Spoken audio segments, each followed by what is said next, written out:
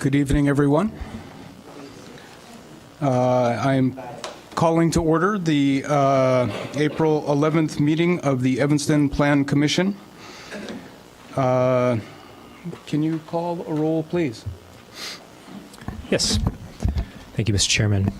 Commissioner Belial, not here. Commissioner Brown, not here. Commissioner Dubin? Yes. Commissioner Goddard? Here. Commissioner Halleck? Commissioner Isaac? Here. Commissioner Pagozzi? Vice Chair Saul? Here. And Chair Lewis. Here. All right, I believe we have a quorum. So the first item on the agenda is the approval of the minutes for March 14th, 2018. Do I have any amendments or comments on the minutes as submitted? Hearing none, do I have a motion? I so moved. Second? Second? It's been motioned to approve. Roll call, voice vote, I think would be fine. All in favor?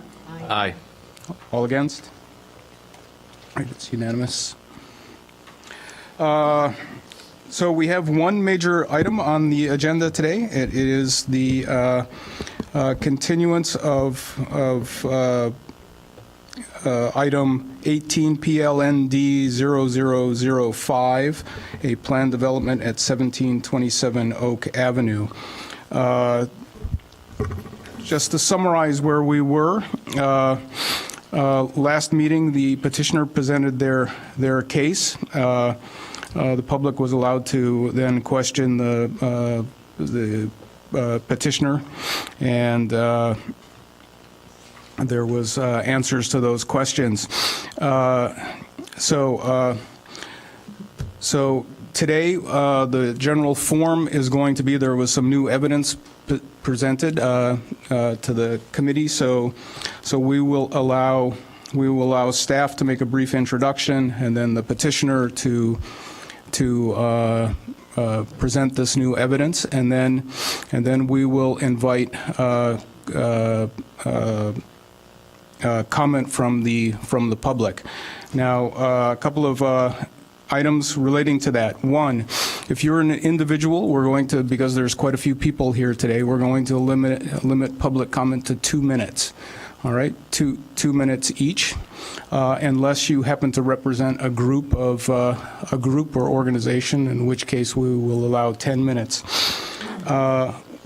There is a PowerPoint that is planned, so we will allow that to go for 10 minutes, and we will open up the questioning with the gentleman asking for the continuance. So the last point is if you wish to testify today, can you please sign the sign-in sheet that is outside the office, outside the chambers? We will be taking testimony in the order of sign-in. So, Scott, can you present who's going to? There we go. Okay, good point. All right, everyone who is going to testify today, can I ask you to raise your right hand and swear that you will tell the truth? Everyone, will you tell the truth? All right, thank you very much. Okay. Who's doing the presentation? Ms. Klotz. Good evening, commissioners and the public. We left off on March 14th talking about the proposed plan development at 1727 Oak Avenue. I'll just do a brief overview of the updates that Trammell Crow will get into detail about tonight.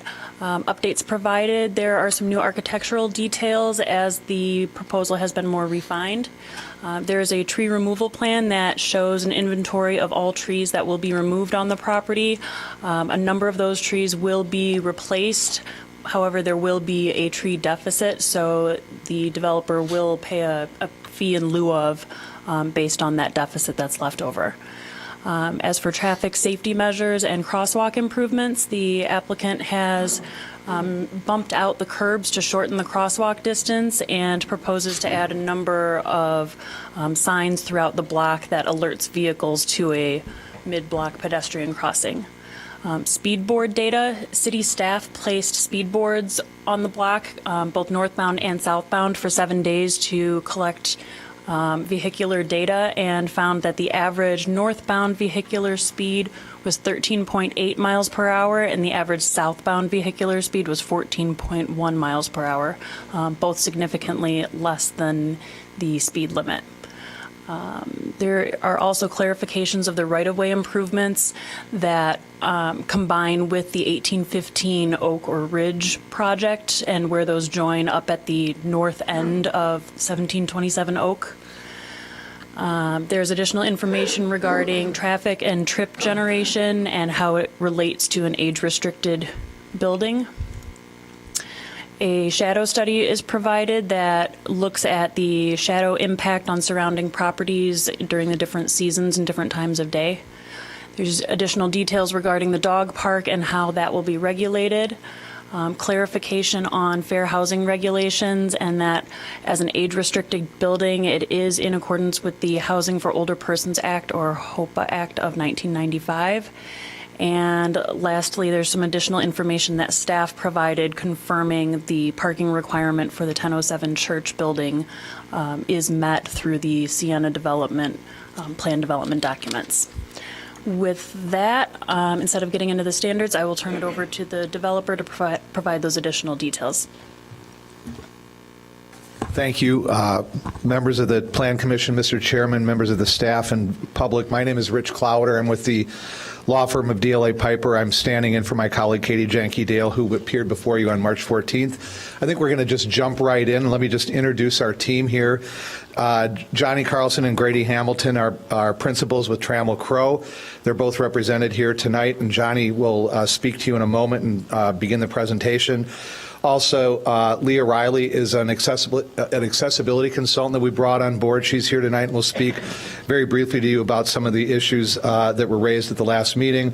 Luay Abuna from KLOA is our traffic consultant. He will unpack some of the traffic updates that were just provided by staff. And Aaron Roseth with ESG Architects from Minneapolis will go into a little bit more detail on the plan and the elevations.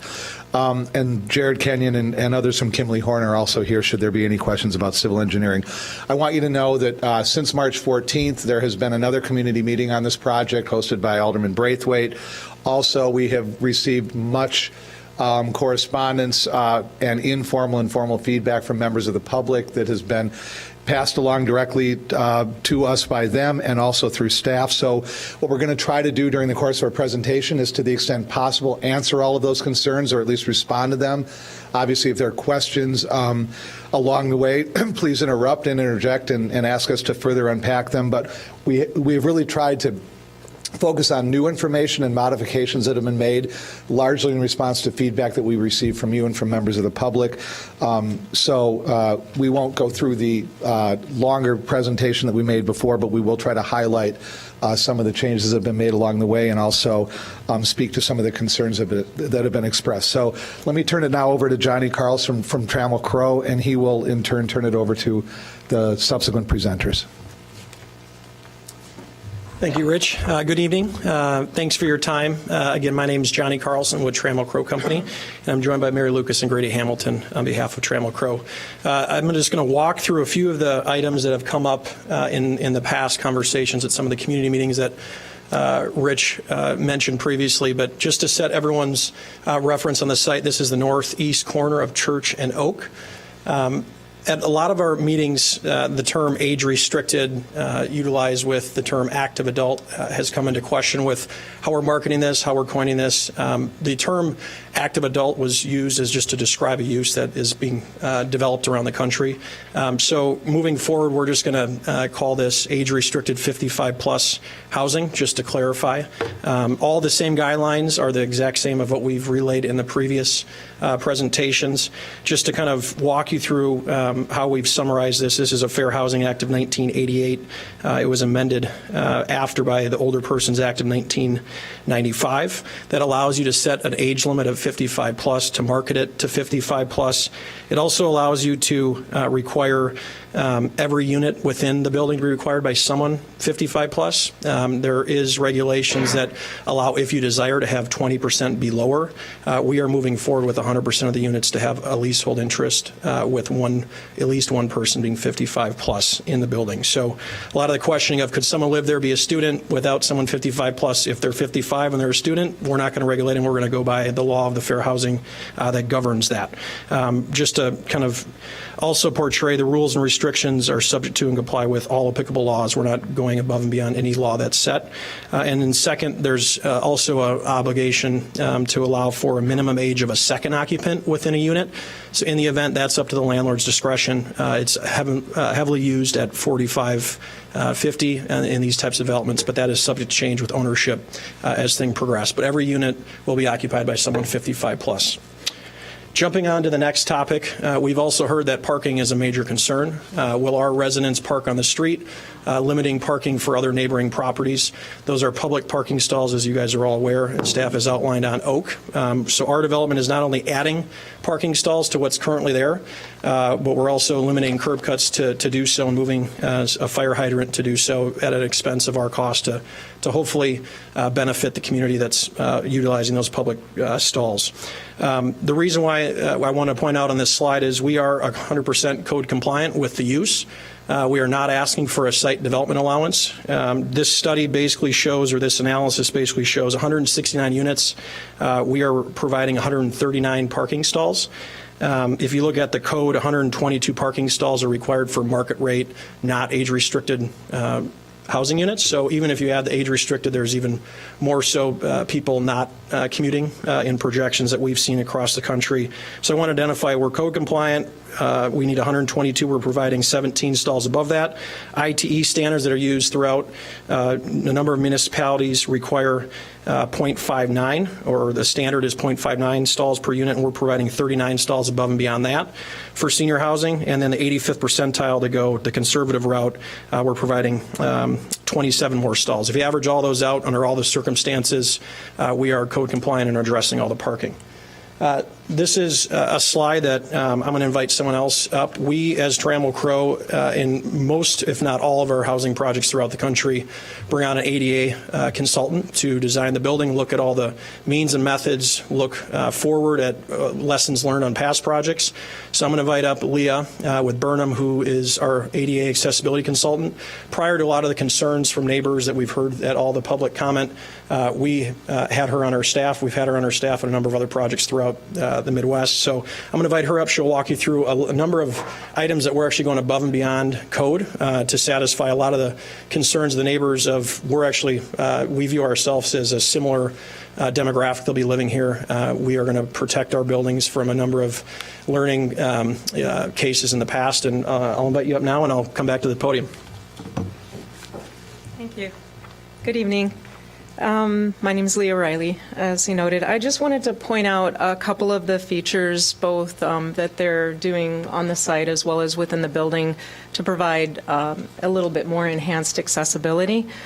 With the parking accessible route and the traffic calming design, they're increasing the number of public parking spaces and adding 2 accessible public parking spaces that are available for anybody to use. They're adding a compliant curb ramps at all the driveways that are within their scope of work or property.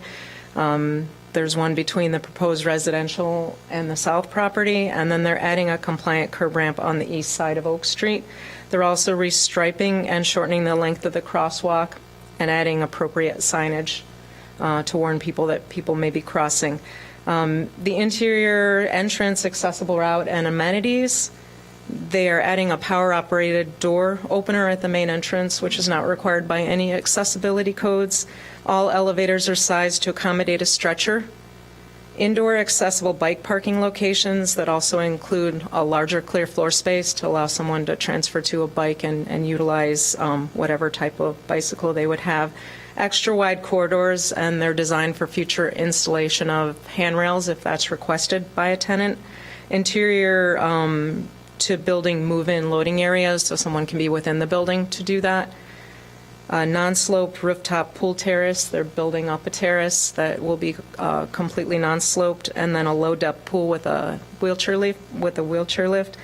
Within the dwelling units, they're doing swinging patio doors at balconies with low thresholds, and that's for all dwelling units. It's not required for all, per the Fair Housing Amendments Act. Operable controls of exterior windows are going to be at readily reachable heights for all the dwelling units. That's only required per state. Built-in seats and showers. And in addition to the required blocking for grab bars at all bathroom fixtures, they will install grab bars grab bars at all showers. And then, generally they hired me to help them out on board to make sure that their project will be in full compliance with all the applicable accessibility codes. And I'm going to pass it on to Luwe Abuna.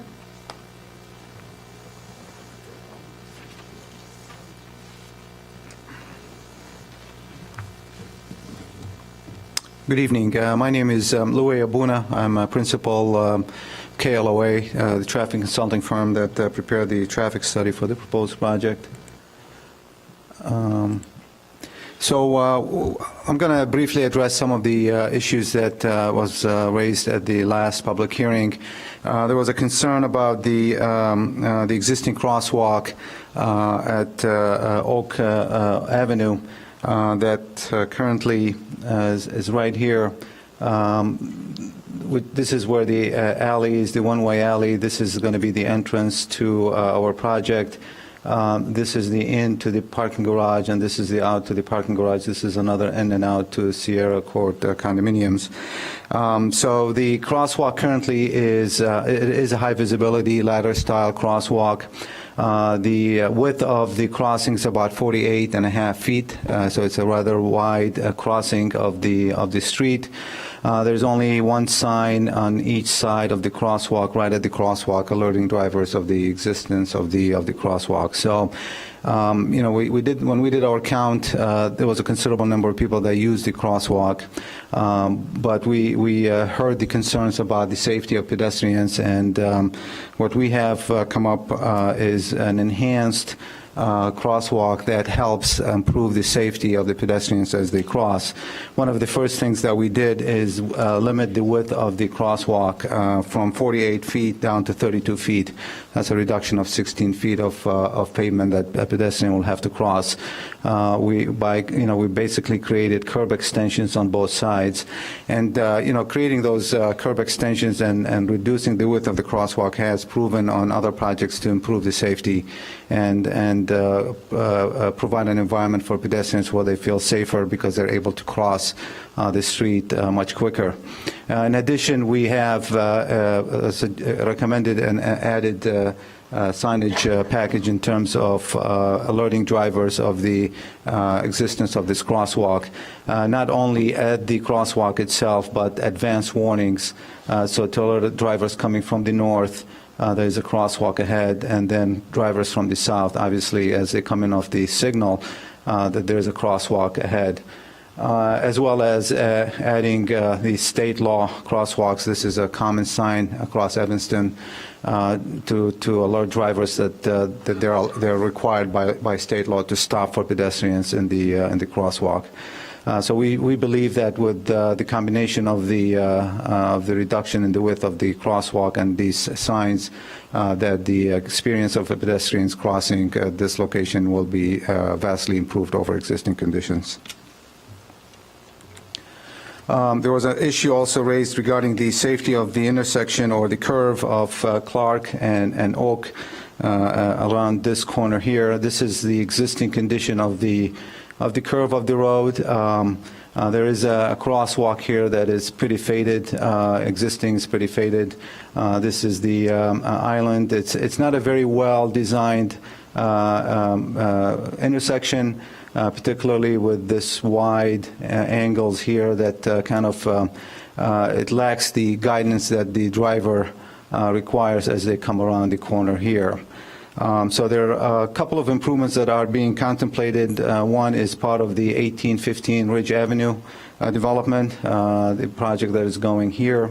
They will be enhancing the curves of the intersection, really create more of a 90-degree approach for Oak Avenue from the north, narrowing again the opening and creating more enhanced crosswalks across both Oak and Clark Street. So that is being done as being as part of the 1815 project, and in combination with what we are proposing, adding more parking here, and again tightening up the corner at this location by bumping out the sidewalk.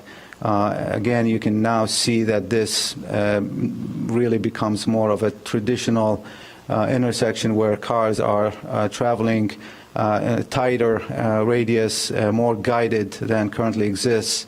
And same thing with Oak Avenue from the north, being more of a 90-degree, which will enhance the sight distance for cars coming out of Oak Avenue, seeing what comes at them from the right and then from the left here from the south on Oak.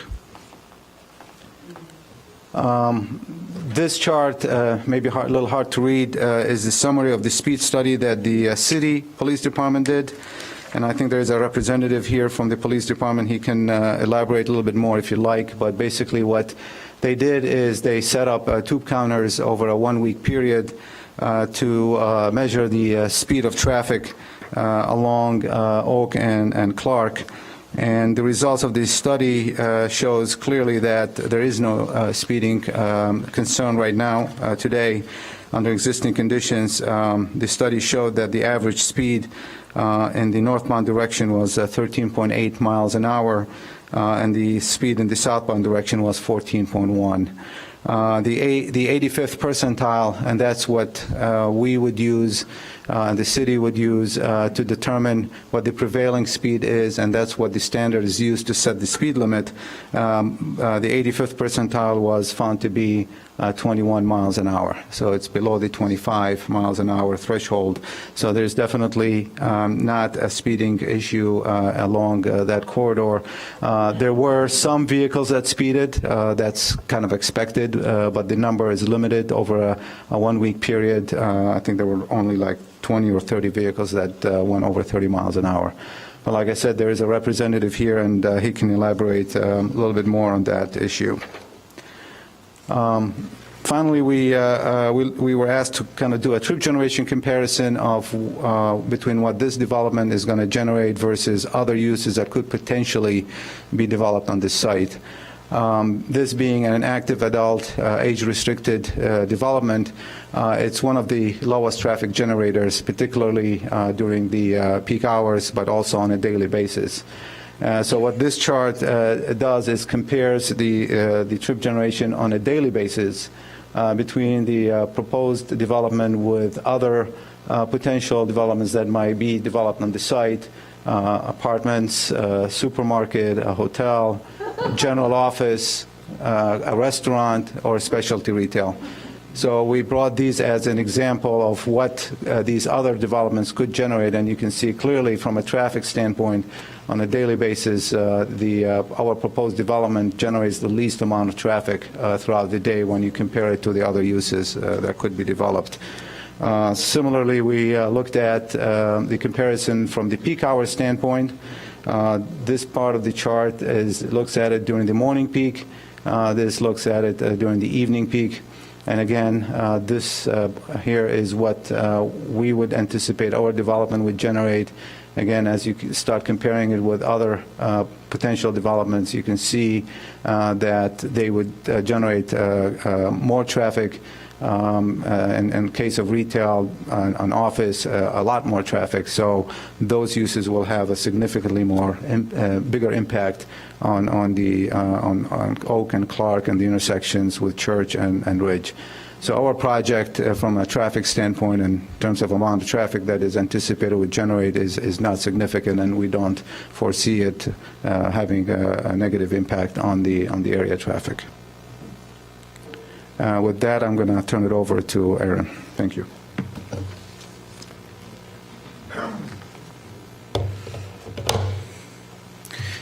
Good evening, members of the Commission and staff. My name is Aaron Rosseth with ESG Architects. We're going to very briefly go through the perspective images. As Johnny had noted, we are trying to stay with any new information only for this presentation and have a series of perspectives that we can certainly come back to with questions.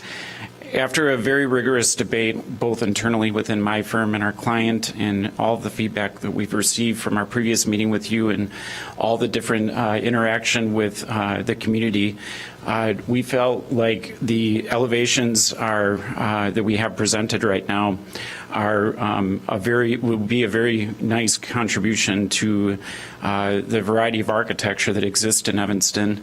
We believe that the kind of modernist expression with a playful fenestration of the metal panels and the glazing with a strong podium, and then the relationship of the street to a very active use at the sidewalk are all character things that we feel are going to be very important to this development. That said, some of the changes that were updated are literally some code-compliant things that, as we learned and got deeper into the plans, these were just things that we wanted to make sure were in our drawings and part of the public testimony. So I won't go through these in detail, but again, we're here for questions and have these for views that you may want to ask us to pull up. Thank you. With that, Johnny's going to come back up, and we are going to talk about the height allowances, and then we also are going to show a shadow study that both of us are going to help describe. And I do have a material board here if anyone would like to see them up close. Thank you. So again, as Aaron outlined here, this is just the aerial that you've seen in the past. The code reference he was speaking to is access to the roof requires a stair in Evanston, so we added that to the elevations. No other changes were really made. 176 feet in height in comparison to the 106 just to the south. As you cross Church, you have 169. If you jump over northeast, you have 259 feet. This is just a side section that we thought would look at the north-south perspective. So if you look at this, you're facing east. You have the office building in the middle. You have 1640, 1642 to the right, and you have 1727 Oak, our proposed building. The height of our building outside of the stair is 176 feet. Just across Church, it's 169. And those are the references. This is just a easy, simple way to look at what would be allowed from a code perspective under the current zoning without any site development allowances. So that would allow for a 106-story building. And then within the plan of the downtown at one point in 2009, it allowed up to 165 feet. Those are two separate categories. Obviously, the plan is one thing, but then site development allowances allow you to provide public benefit, look at a number of different ways to work within the code. These are not variances. They're exceptions to code, so we've heard that term quite often recently. So we wanted to point that out and then look at how tall our building could be within the maximizing category of our site, which would allow 268.5 feet. So we are not maximizing the site. We are landing with what we feel is in context with the neighboring properties.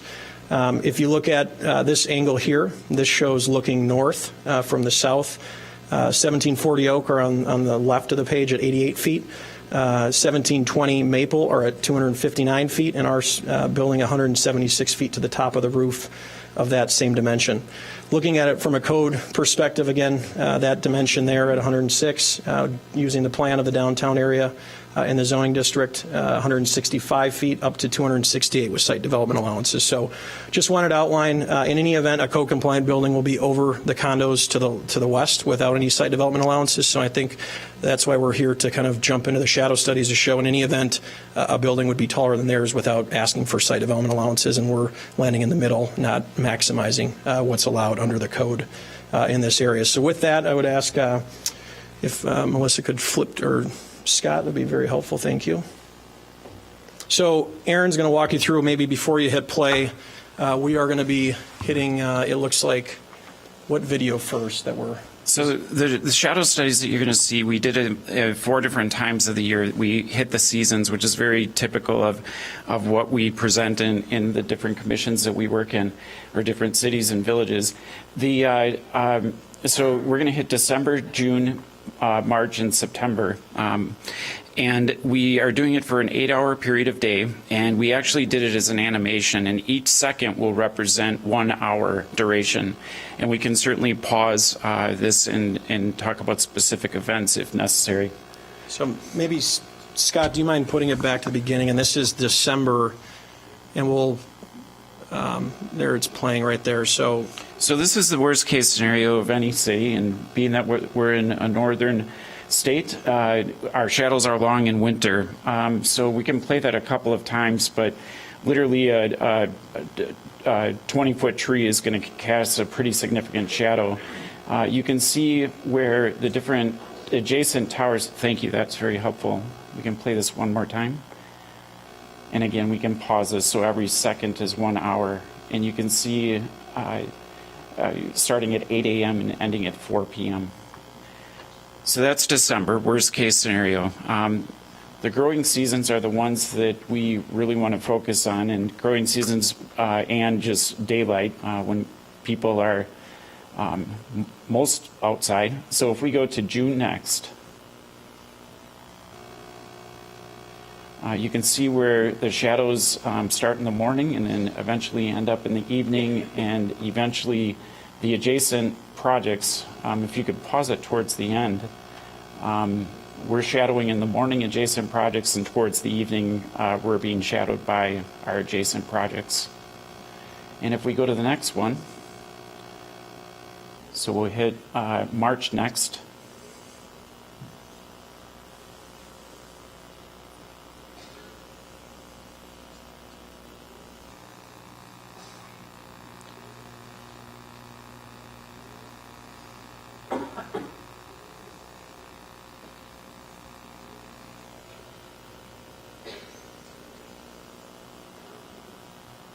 let's try Try September.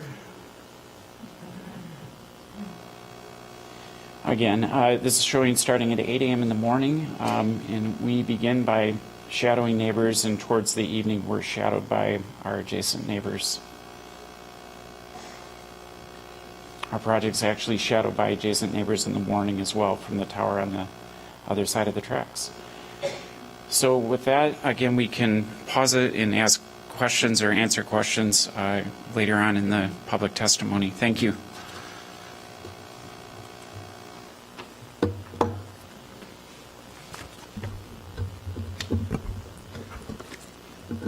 Anything further, Mr. Carlson? I think that's it. Thank you very much for your time this evening. Okay, thank you. Thank you very much. I think at this time, we're going to open this up to questions from the public, but only questions pertaining to the new evidence, please. We had questions pertaining to the rest of the testimony before this. So is there anyone that would like to ask questions on the new evidence that's been presented? Please. If you know, can you come up to the podium? Yeah, well, we need to get you on camera and to get you recorded. So, yep, you look beautiful. Am I correct that if you are decreasing the size of the crosswalk, you're narrowing the street?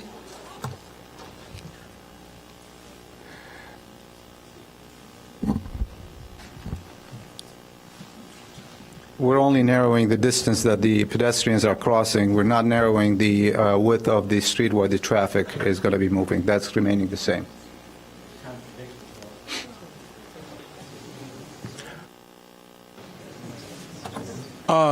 Please, and if you can come up and state your name and where you live, please.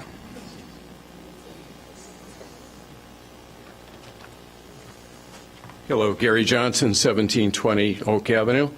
During your presentation on the evidence, I heard you talking about discussions within your firm, and I was expecting something I didn't hear. Did those discussions include an evaluation of whether or not to ask for these allowances and listen to the community? Because they add to the congestion and the traffic changer and the safety issues, each and every one of them, if you get them the way you originally asked. Have you considered reducing your request for allowances?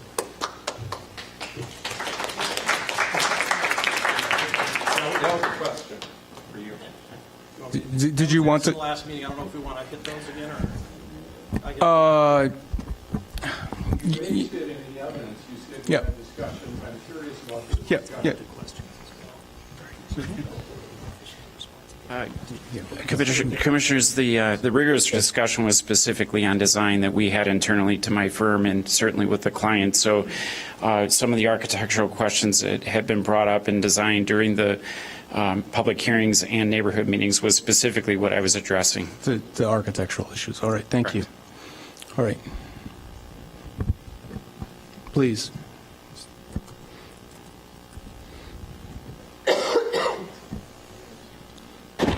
Good evening. My name is Alan Bergman, 1720 Oak, Unit 611.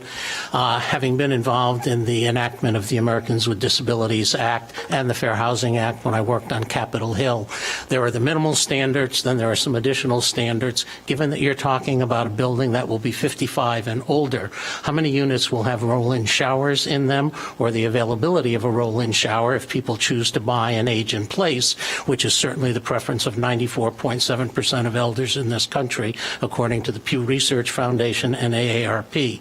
And without that, they could buy and then have to leave. Thank you.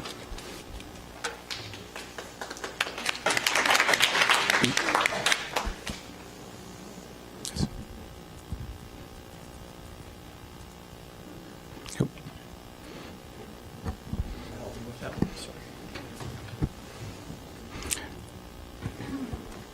So the building will meet full compliance with the Illinois Accessibility Code based on the number of units that will require 34 of those units to have enhanced accessibility, pull side clearance on the doors, countertops that are within a lower range, above counters within a lower range. In terms of many of those units, some of them have bathtubs. The units that are fair housing are designed with showers. Those showers do have seats within them. They may be transfer showers. I think they can look at that, but that is within the realm of the code to have a transfer shower, and they are also installing seats and grab bars within them. So they are doing an enhanced level of accessibility related to the toilet rooms or the bathrooms within those units. They meet clearances at the doors and pull side clearances, and again, the terrace has a lower threshold. So they are making a lot of enhancements above and beyond the code that are required. Thank you. All right. I'm sorry, did you? I was holding my hand up and you weren't. Oh, okay. Well, thank you. My name is Jenny Matola. I live at 800 Elgin Road, number 618. It's in between.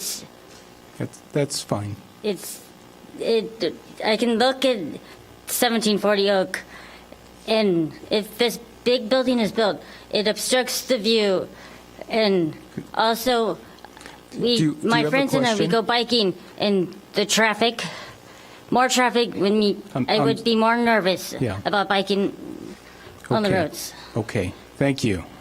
All right. Questions, please? All right, question. Yeah.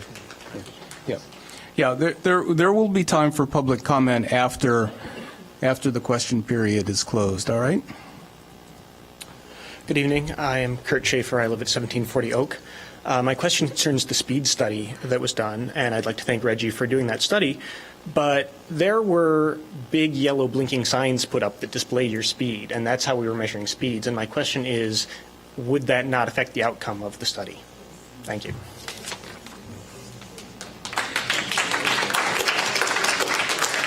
I think the officer. Hi, Officer Reginald Napier from the Police Department's problem-solving team. I work with Alderman Braithwaite and other entities in the Second Ward. Along the question, when I specifically asked for this study to be done, it was my understanding that the speed sign that they're talking about, there's now a lighted speed sign, a temporary sign that can be moved around town. That was done after the speed study. So the speed was evaluated first, then the sign was put up later as a part of how they do things to monitor traffic on the street where there's allegations of excessive speed. Okay, thank you. I think that answers it.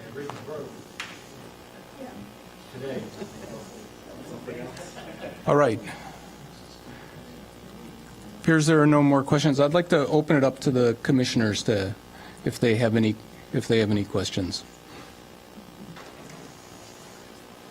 Commissioner Dubin, please. I brought this up before, but I still think the city ought to look into straightening out that Oak and Clark intersection to make it, excuse me, a real 90-degree angle, because you may have picked up average speeds. I'm sure you did everyone's done a thorough job, but there are still people who come off a ridge like... Commissioner, question, please. I'm sorry. So has the city given any thought to making that a 90-degree intersection? Sorry about that. So would there be anyone who is qualified to answer that question from the city, or can we... To my knowledge, that has not been discussed. I would assume that it would be difficult to do given existing structures. Okay. Any other questions from commissioners? All right, great. All right, so now that we've had the case presented, I'm going to open up public testimony. Public testimony will be limited to 2 minutes for individuals, and if you are, just in the interest of time, because there's lots of people here, if you agree with what someone said, you're welcome to come up, but if you can just say, I agree with that person, instead of just repeating the same kind of points that have been made, that would be much appreciated. We do have one presentation that has been prepared, one slide presentation. I'm going to have that presented second in the testimony, but first I would like to open up the, and you have the, Mr. Magnum, you have the sign-in sheet? All right, very good. So I'm going to open up the testimony with Frank Montagna, who asked for the continuance if he's here. Is he here? All right, so since he is not here, then we will ask for the presentation that's been prepared by Mr. Philip Criffield. Thank you. Sorry. And if you can keep it as brief as possible within the 10 minutes, please. I will do my best, Mr. Chairman, commissioners. My name is Philip Criffield. I own a unit in the 1720 condominium across Santa Condominium across the street from Oak, on Oak Street. Tonight I'm speaking on behalf of myself and a group of 18 concerned and owners of the units in the Santa Condominium. In the few minutes available, I will lay out some of the underlying facts and points in opposition to this proposal. In particular, matters involving the neighborhood, street parking, as well as traffic safety. Let's first of all talk about the neighborhood. The neighbor right across the street is the Siena Condominium. It is consists of 2 buildings, as you see here. This development was originally proposed to be a 20-story development, single tower, and through this process in the early O's, it was, in response to community opposition, it was reduced to 8-story buildings of the type that you see here. There are 110 residential units in this condominium, and a community of 20 physically and developmentally disabled adults live in this condominium. That is roughly slightly less than 20% of the population.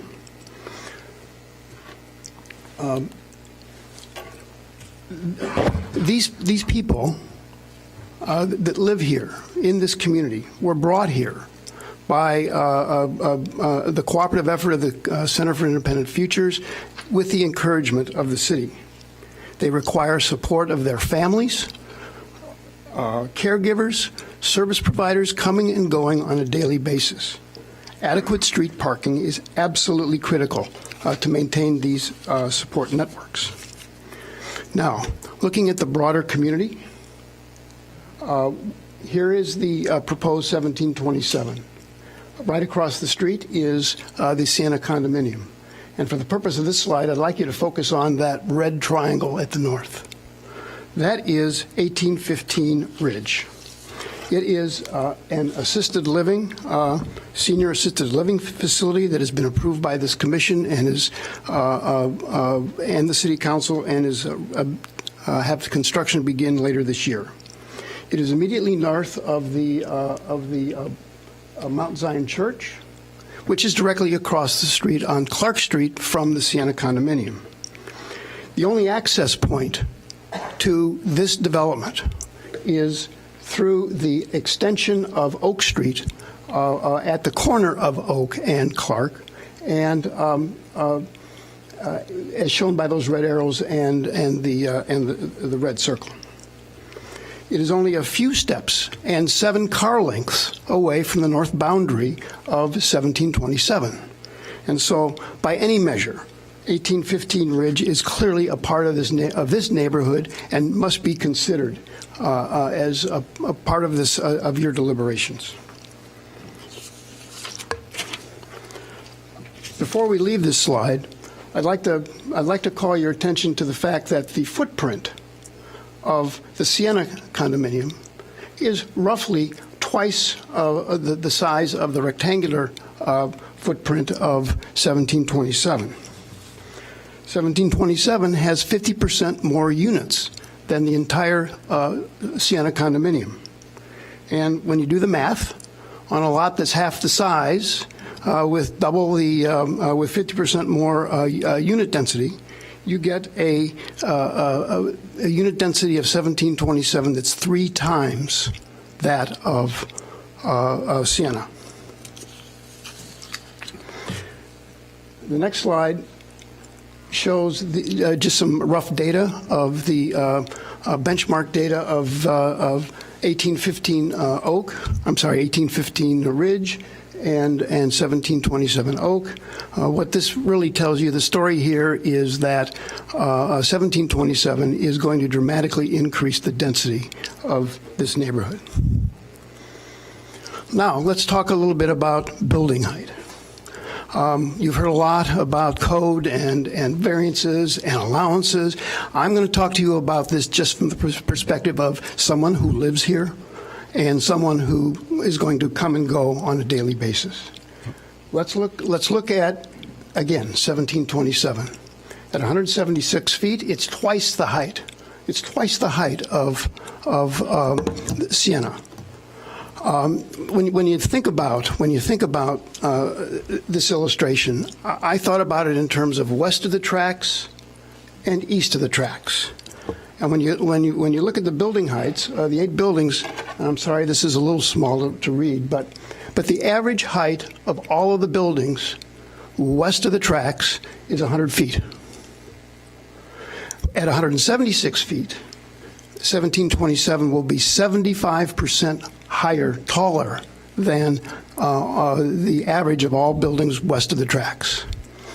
When you look east of the tracks, the 4 buildings cited, the average is higher because it's skewed by the condominium right across from the theater.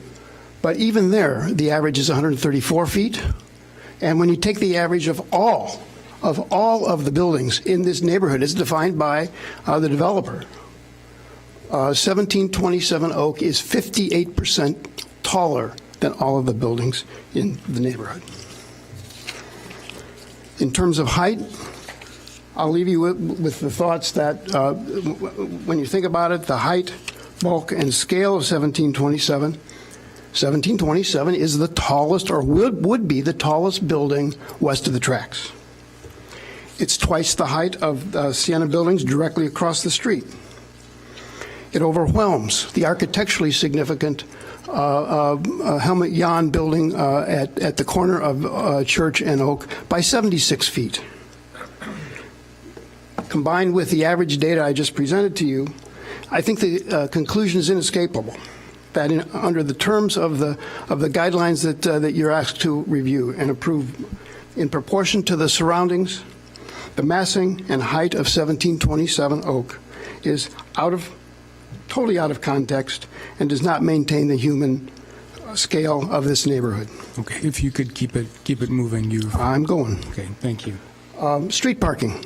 This is an aerial view of the community. You have street parking on Oak, on the extension of Oak, and Clark Street. From the street level, you can see the inn is full daily. Every day, there is a very difficult time finding available street parking.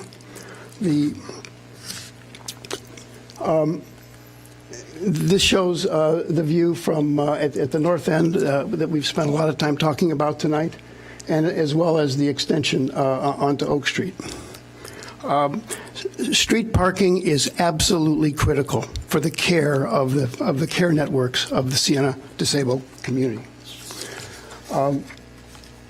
You've heard a lot about the existing street parking. We asked Trammell Crow whether they would consider putting in more underground parking and, in fact, go underground, and they said no. I would just ask you to consider the impact of this development on the already critical parking conditions that exist in this neighborhood. Let's talk about traffic safety. Again, back to the aerial view. You see, what I've done is with yellow dots identified the current access points, the yellow dots and arrows to the traffic of this area.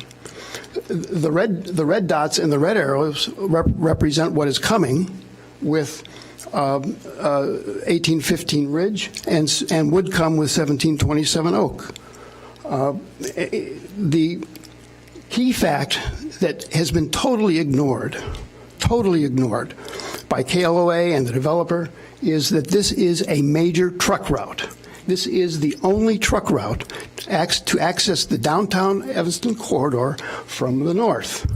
And these photos illustrate that. You have 18-wheelers, you have large semis, you have delivery trucks. And this is ordinary daytime traffic. And I haven't heard any discussion of that at all in the KLOA study. More illustrations of traffic. Now, there's a lot of discussion about this corner at Oak and Clark Street. This slide illustrates the interrelationship between parking and truck traffic and traffic on this street. This is the current condition. The key thing to keep in mind here is that at the far north, you see 4 parallel spots. Those are there for a reason. The reason they are there is to enable the trucks to make this turn. What the developer has done is to provide an extra 2 street parking spots. Is proposing an entire row of angled parking. And what does angled parking? Now we don't know about these 3 at the end because I think I saw those being taken out tonight. But even if you take these out, what you see is the effect on the overhead is when you bring out angled parking, you reduce the available traffic way to what I think is 33 feet. And I defy anyone to have two trucks coming in front of each other to make that turn at the same time. This simply has not been thought through. All right, you're approaching 12 minutes now. I'm ready to conclude. Okay, thank you. The traffic study also identified that on Clark and on Ridge and Church Street will be degraded at peak hours in both north and southbound. And I would say that the traffic study did not in any way address that critical junction at Emerson, Ridge, and Green Bay. In conclusion, let me say that the massing, height, and of this structure is just totally out of context with the surroundings and does not maintain the human scale of this neighborhood. The unit density is not compatible with the surrounding residential neighborhood, and the land use intensity. It will simply overwhelm the saturated parking conditions in this neighborhood that are absolutely an absolute essential accommodation for the disabled community of Siena. And the increase in hazardous traffic is, to me, inescapable and well documented. All of these factors are magnified dramatically by the development at 1815. And for all of these reasons, we believe that this application should not be recommended to the City Council. I thank you for your service, and I particularly thank the hard work of the staff, but this is where we are. Thank you. Thank you, Mr. Crutchfield. Thank you, Mr. Crutchfield. All right, order, please. All right, thank you. All right. At this time, we're going to take public testimony in the order that people signed in. Now, we're going to start with the sign-in sheet that was we allowed people last meeting to testify if they weren't going to be here. We're going to start with the remainder who were signed in for last meeting. So if I can ask, is there a Jessica Feldman? Okay, Jessica's not here. How about, and excuse me if I can't read this, Alan Gareth at 1640 Maple? All right. Debbie E. Wall. Okay, please. State your name and... Hi, my name is Debbie E. Wall, and I live at 1740 Oak Avenue. And my biggest concern is it's going to block the view of where my balcony is. I mean, I didn't take any pictures, but my other concern is the traffic and the semis. And my big concern is that it will block the whole view of the downtown area from my balcony. Okay, great, thank you.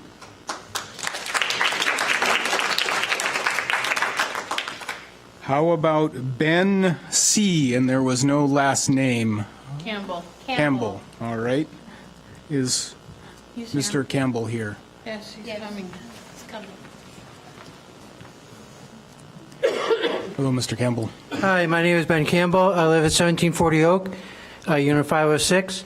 The big concern is the traffic and the safety and also the blockage of our building.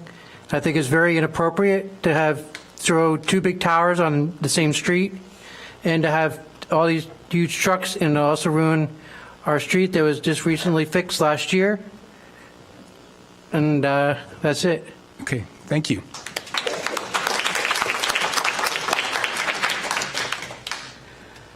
Ray Friedman, is it? Ray Friedman? Friedman, okay. You're Mr. Friedman? Yes. Okay. Thank you. Good evening. I just have a couple of questions about this unit, which applies to a bunch of other large projects going on in the city. Number one is the inclusionary housing ordinance being followed on this project as far as size per unit, as far as what percentage of units are being made affordable? I know that the code is 50 to 60% AMI. I know that there's a lot of exceptions that have been consistently allowed for these large structures, and I can't understand why the codes and ordinances are not being followed as written. That's it. Thank you. All right, thank you.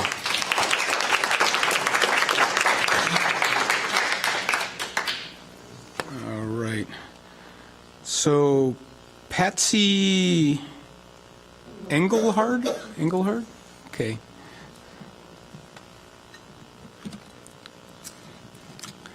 Hi, my name is Patsy Engelhardt. I live at 1720 Oak. I'm a new resident of that building.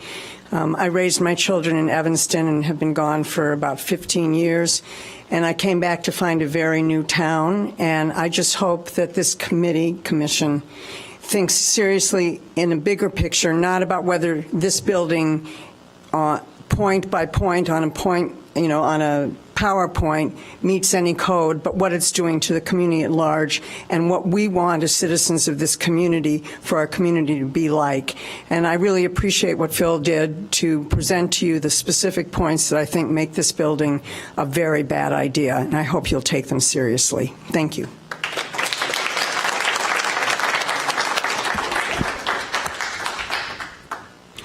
The Reverend Dr. Sherlock, is it? Sherlock. Pardon me. Pardon me. Good evening to the commission. Good evening to everyone. My name is Reverend Dr. Taurus Skerlock, and I serve as the senior pastor of Mount Zion Missionary Baptist Church here in Evanston, and we are located at 1113 Clark Street. And we are also in the community. We're going to also be impacted, and I brought several of our members here tonight. And I want to kind of move in that direction. How will this impact the church? I've heard a lot about traffic studies. Has any of those traffic studies been on Sunday to KLL? Yes.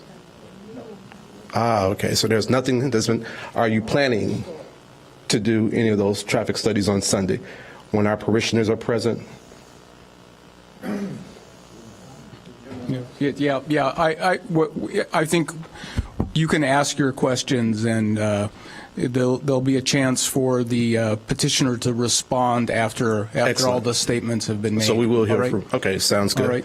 In addition, other questions that I also have, and this is my concern. We have 1815 going up a kitty corner in the rear of us, and now we're hearing 1727 a kitty corner in the opposite direction. My concern is, looking at slides, I saw the word potential. And let me make sure I clarify myself. I took a picture of the slide just to make sure. It says proposed development, hotel, specialty realty, general office, supermarket, quality restaurant. Where is this potential property or businesses going to be located? Are they going to all be on site at 1727 or? So you're asking, will there be in this project? Yes. Restaurant, hotel. All right. So, okay. Thank you. And being an institution, we have 10 minutes. Just want to make sure we're correct, right? Also, if at all possible, I'd like to have some of my members, if they have any questions. Okay, excellent. In addition, as well, I want to make sure, in terms of the parking, in terms of Oak Street, all the parking is now going to be parallel. There will be no, it's all going to be parallel parking, or is it going to be in terms? All right. So you're wanting. I'm asking, yes. Wanting to ask. Yeah. All right. We'll respond to that, I'm sure. Okay. And then one last thing, the dog park, is that going to be self-contained in 1727 proper, completely self-contained as well? Should I wait for a response on that as well? Yes. Thank you. Thank you, sir. Thank you.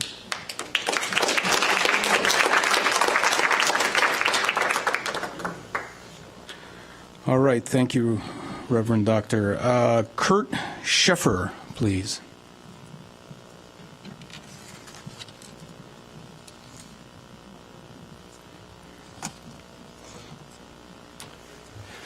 Thank you, Mr. Chairman. Again, I'm Kurt Schaefer. I live at 1740 Oak. I had prepared a very brief statement this evening, but I also have a couple of questions that didn't meet the criteria that was set for questions earlier. And I don't know if there'll be a chance for answers, but I sincerely hope so. So the developer has stated previously that underground parking, which would avoid the very imposing podium, which doesn't meet setback, just isn't an option because of the water table. So then my question for the commission is, how do you accept that statement in light of the fact that the garage directly across the street at 1718 Oak has 2 full stories of underground parking? My second question is also about water. The proposal complies with the city requirements for stormwater detention with 6 cubic feet to spare, I would note. But how, if at all, has the city accounted for the increasing frequency and unpredictability of 100-year and greater storms over the last decade? Or are you still relying on a 24-hour, 100-year event as the design storm? And then, I believe I can get my statement in. It's too much. Too much building for the lot. Too much building for the neighborhood. Too much to expect of our traffic engineers that we can dump 2 huge new towers at the same intersection, one of which is a novel use never tried in Evanston, and be able to predict what that will do to traffic in the neighborhood, downtown, and on Ridge.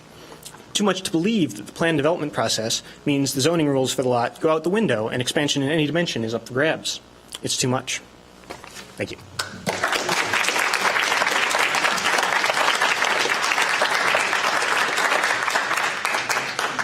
All right, Pam Gibson. Ms. Gibson. Hi, I'm Pam Gibson. I live at 1228 Emerson Street, and I'm relatively new to the understanding of this project, so I come here tonight to listen and speak as a reasonable person. I've listened to the community, and I think this is a developer's dream, but I don't see how in any way it's taking the community into consideration. And I live at 1228, and the gentleman that spoke made a statement. I don't think the impact has been looked at for Emerson, Green Bay, and Ridge, because I face that, and I see problems already with the existing intersection, and I think this will create more. So I'm very concerned about this whole project as a whole, and I don't think it's been taking the community into consideration. Thank you. Okay, thank you. All right, Tony Ray.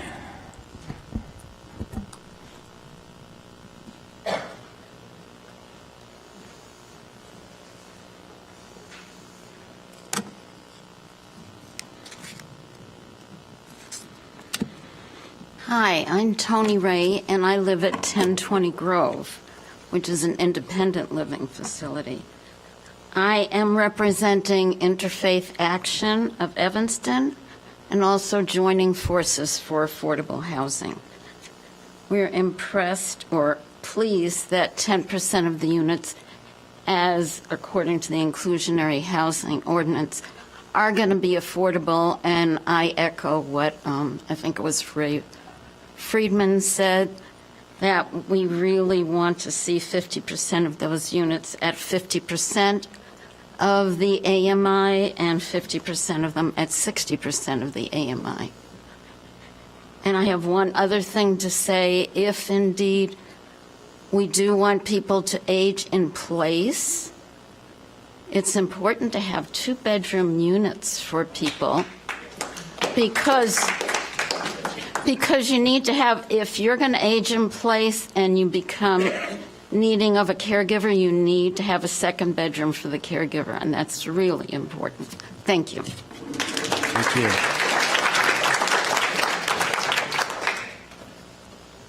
you. Natalie Rutowski.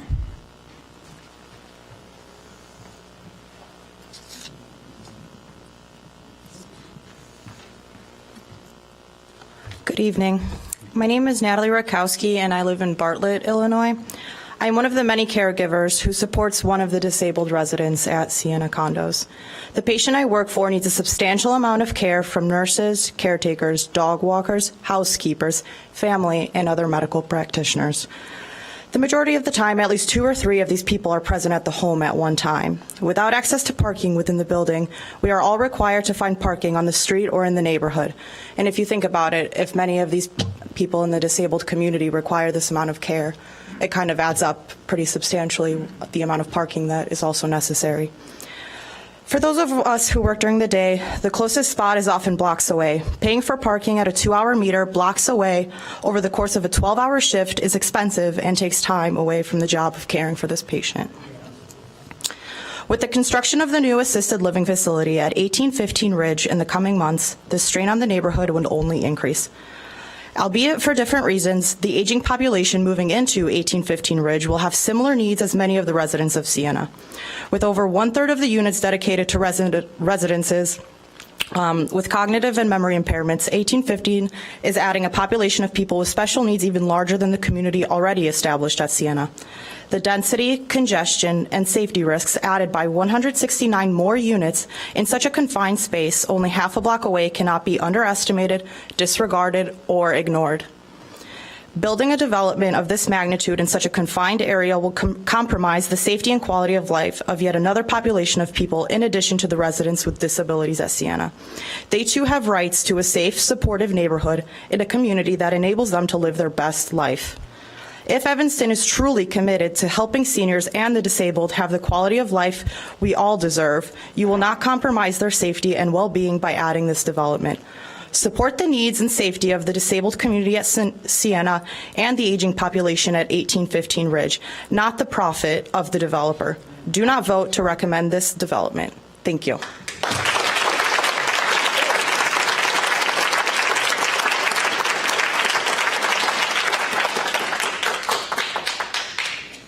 All right, Alan Bergman.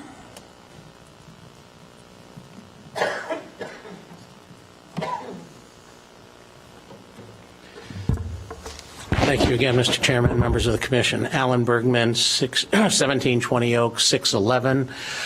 Quick context. I do this work nationally in disability and aging and have for a long, long time. Part of the reason I'm in this neighborhood is because of my daughter Dina, who's sitting over here, who was being bounced around by gentrification in other communities in the suburbs, and I finally said enough is enough. She needs permanency and stability and security. She has a good life. She has a driver's license. She has a job, but she needs a home. That's kind of fundamental.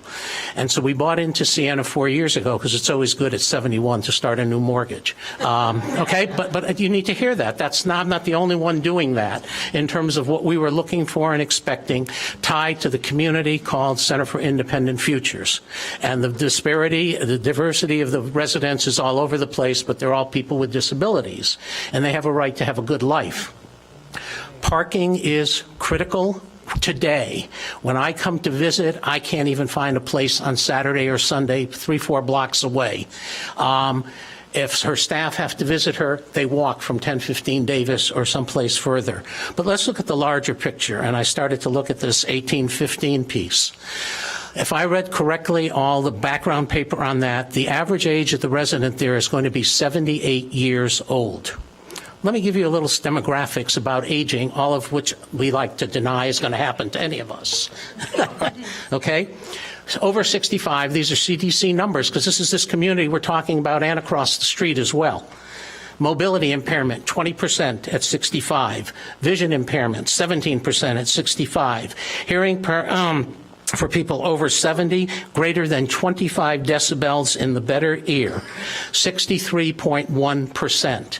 We're talking about a growing community between what's already on 1815, people already in Sienna, and now what's proposed in this development of people who are going to age with disability. We're going to have lots and lots of people. That's just part of the aging process as we all live longer. So the dilemma here is the personal care, home health aides, whether it's 1 bedroom or 2 bedroom, and I appreciated that recommendation. The folks who are going to, in this project, are going to need home health care at some point. They're going to need personal care assistance. They're going to age in place. Those people need a place to park. They need to be able to get in and out on a regular basis and do the work they need to do so those people can age in place. Otherwise, that's going to be a disaster and a failure, and the numbers just don't work. The speed limit stuff, we can play games with averages all over. There were a number of those over 31 miles an hour. I will tell you, pulling out of Sienna on most days, I fear for my life coming out of that driveway with the cars coming down Clark onto Oak and the truck. And I'm a darn good driver.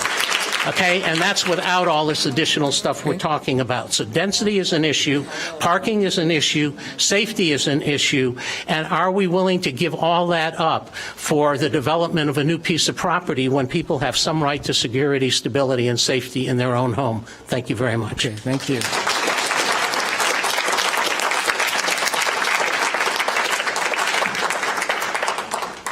Debbie Long.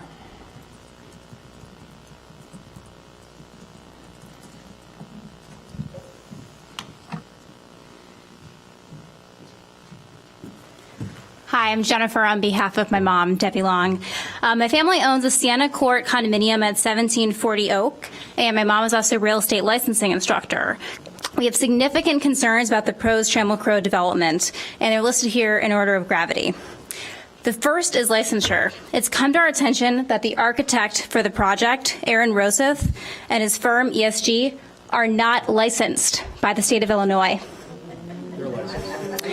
Neither Mr. Roseth nor his firm appear in the Illinois Department of Financial and Professional Regulation, or IDFPR, database of licensees.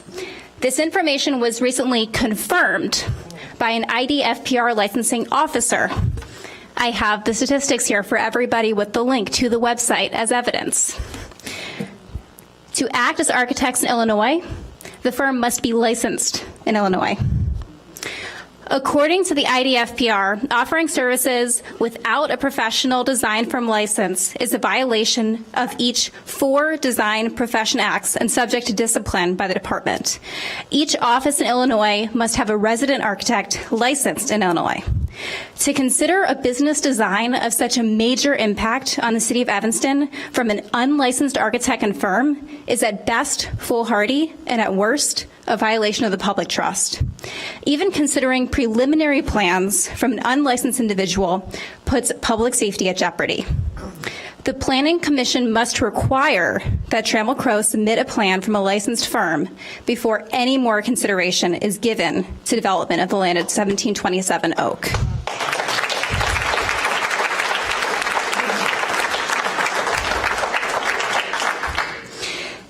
There are many other reasons that this project should also be turned down, and we need to see full appraisals from an outside valuation firm to assure that property owners will have no loss of value because of this development.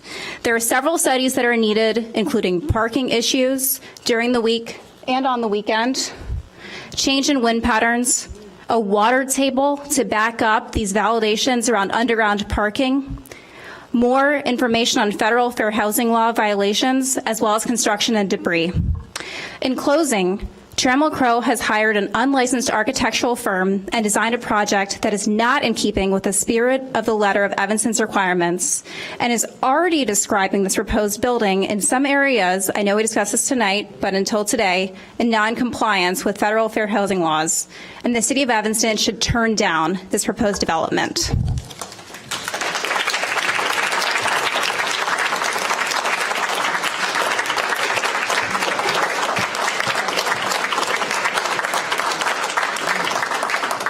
All right, Leah Ricky?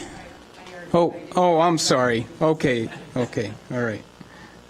Let's see, David Baldwin.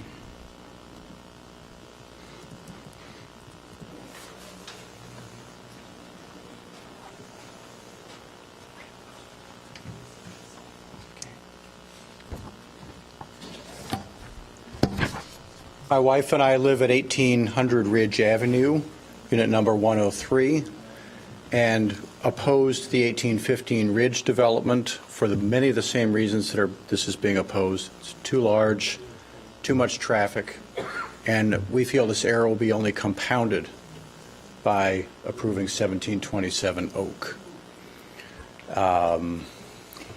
Traffic is rough going to, on Ridge Avenue in the mornings. Ridge and Church are going to be the main exits from these 2 developments, and it's going to be a nightmare. I know that you've done a study about the speed, but the speed has nothing to do with the amount of traffic. When you tried to pull out of our unit, we are directly across from the church and right down the block on the west side from where 1815, the new assisted living, is going to be built. Since the Emerson Green Bay Ridge new corridor, the traffic is even worse. Trying to pull out of our driveway onto Ridge is just amazing. It's not a matter of the amount of time and the patience that you need, but pulling out strategically so that you're safe and all the other drivers are safe.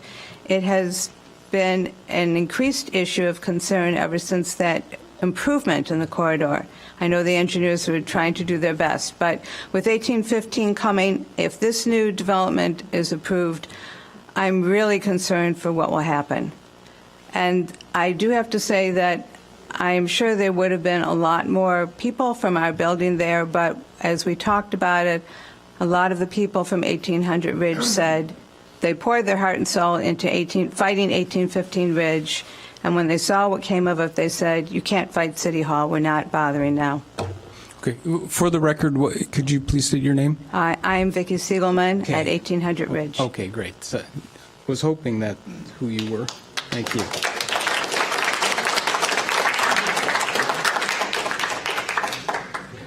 All right, I have no idea about this one. What would you say? Holmes, possibly?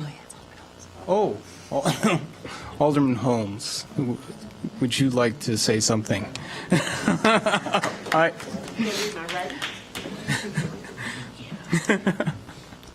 am sorry, but I just That's had all no right. idea. Not a problem. Not a problem. Good evening. I have a couple of questions, but I just need to make this comment first. Communication makes very good neighbors, and Mount Zion has been in that location 124 years this month, so we're celebrating our anniversary. And personally, I, as a member, have been there 65 years, so I think we're older than any of the other buildings around in that area. That's just for information for you, okay? My questions come about your staging, where that's going to happen. I'm concerned about the parking because I couldn't really tell if you're looking at changing parking on Clark, which is across from our church, and on the south and north side. Pastor already mentioned about the dog park because that was one of my questions as well. And then I would also like some information about public benefits. Now, I apologize that we were not at the other meeting, or at least I was not at the other meeting where I could answer. Maybe you answered all those questions there. But one of the things I can say about Tiana and also 1815 Ridge is that those developers reached out to Mount Zion. We had many meetings with them and had really some good conversations. And I think certainly with 1815, we have really worked out some good public benefits with them. So we're not invisible. We're there, as I said, for the last 124 years. And conversation and communication does make good neighbors. Thank you. So if we could have the answers to those, I don't know how to get them, or are they going to respond afterwards? Is that normal? I'm going to give them an opportunity Okay, fantastic. to respond. Thank you. All right.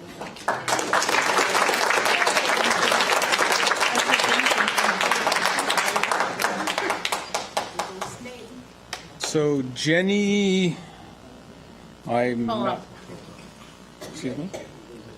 Mottola, Jenny? M-O-T-T-O-L-A. Okay, okay.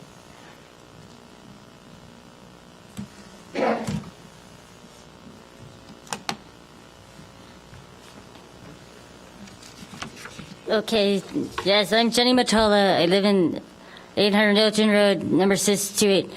To add to what I said before, I am a participant in Center for Independent Futures.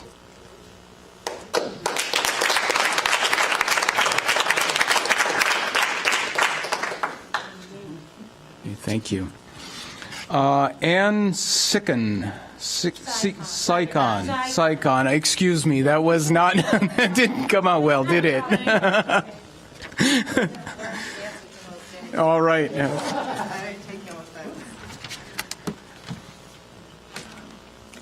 Hello, good evening, and thank you for all you do to support so much of what we do here in the city. I'm Ann Sycon, the Executive Director at Center for Independent Futures. Our organization owns a condominium at 1740 Oak Street, Unit 204.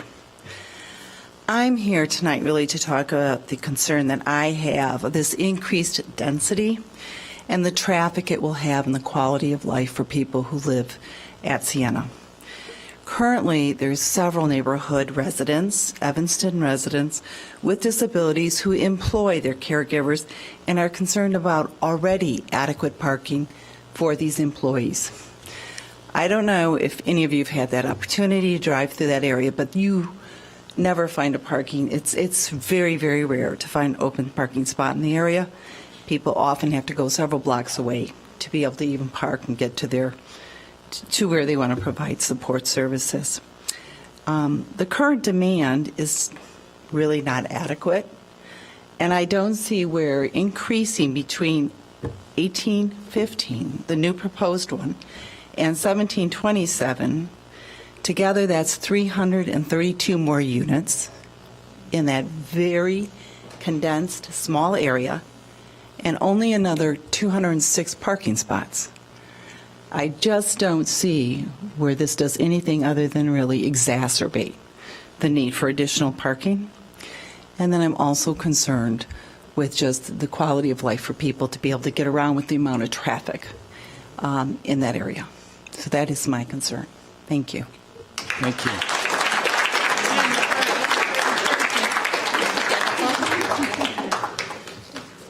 All right. Priscilla Giles. Is Ms. Giles here? All right. So that concludes the public testimony portion. I'm going to now give the petitioner an opportunity, if they would like, to either sum up or answer some of the issues that were questioned. It's a little out of order, but. Do you mind throwing the presentation of Scott just to flip through so it's easy? And thank you, everyone, for joining us this evening. We appreciate the comments, and I'll try to cover the list here, and if I miss anything, please let me know, and a few of our folks here can also correct me. I just wanted to flip to the first one on the list about our architect not being licensed. So I just want to get that off the radar because it's not. This is our architect. They built a number of projects in Illinois. This is the license. This is the project architect. Maybe ESG was searched, not Elness Swenson Graham, the full name of the architect. So just move on from that because Chris Willett is our project architect and he's registered. Looking at, I'll just go back to the questions section. He's licensed. He's licensed. Yes, he is. So moving on from their staging, one of the conditions to the staff report and to the book that's in front of you this evening is to get approval from staff on our logistics plan. So we've heard a lot of concern about the alley that's just to the west of our site, and we are not going to block that alley. We know that's a means of ingress and egress for a number of people in the community. We're also going to stay within our site area for the majority of the project. We are having unloading and loading within a confined area, and if there's any maneuvering, we will have flagmen out there per the guidelines of the city staff.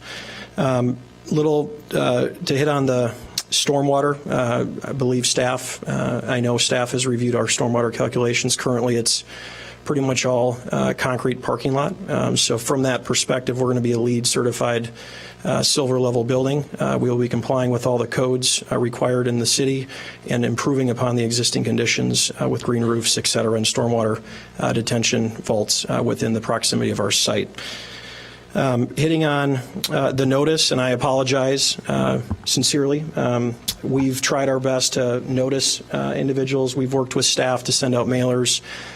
We've had a few community meetings and working with Alderman Braithwaite, the staff, and a few follow-up meetings with some of the condominiums. I apologize if no one received the notice. That's not right. So we'll continue to work with the aldermen and the staff to put things on websites, et cetera. I know the mailings went out for the public meetings and a few of the community meetings. So I just want to apologize for that if you didn't receive that, and we'll work to definitely meet with you. Yep. So. Correct. So we'll do our best, and we love to sit down. We actually appreciate it very much. So thank you for offering that. So just wanted to hit on the notice perspective. Narrowing the street, I think it was referenced briefly that are we narrowing it? We're narrowing it only at the crosswalk section for pedestrian safety. So I think a few people in the audience said they misinterpreted that, but it's only at the section where crossing is. The street will maintain the same. Hitting on the street parking on our side of Oak, the site that is adjacent to our site, they're all going to be angled parking stalls. So I believe parallel stalls were requested, but those will be angled on our side of the street. We can't address the developments that north of us that's pre-approved already. This is what we're responsible for, and we're working with Kimley Horn, who's also the civil engineer of that development, to try to better connect this. So it's a road infrastructure, sidewalk infrastructure to help the streetscape, and safety is a huge concern for not only us, the neighbors, the communities. We're all stakeholders, and we want to hopefully benefit from the existing conditions. The dog parks all within our site. To answer that question, we're going to abide by a lot of the other community parks that anyone using it will have signage there that they have to have a permit, like a number of the other parks around the city of Evanston. So if your dog, whatever animal you wish that meets the criteria for the licensing, we will allow that to occur within our dog park, all on our site. Hitting on the underground parking, we've had numerous geotechnical studies done on this site, and the water table, obviously at different given times when developments are built, the water table fluctuates. On our given site, we're hitting at 8 to 6 feet, so we are staying above that from a water table's perspective. So we can provide staff that data, but we've also looked at it, and there's a number of complexities that come into play. Not only can you do it, but is it even feasible from a cost perspective by dewatering, et cetera, into building something that's not meant to be there if you can avoid it with that. I believe that is it from a questioning how we're going to respond, but we're here. Let us know if we missed anything, and thanks again for all the comments.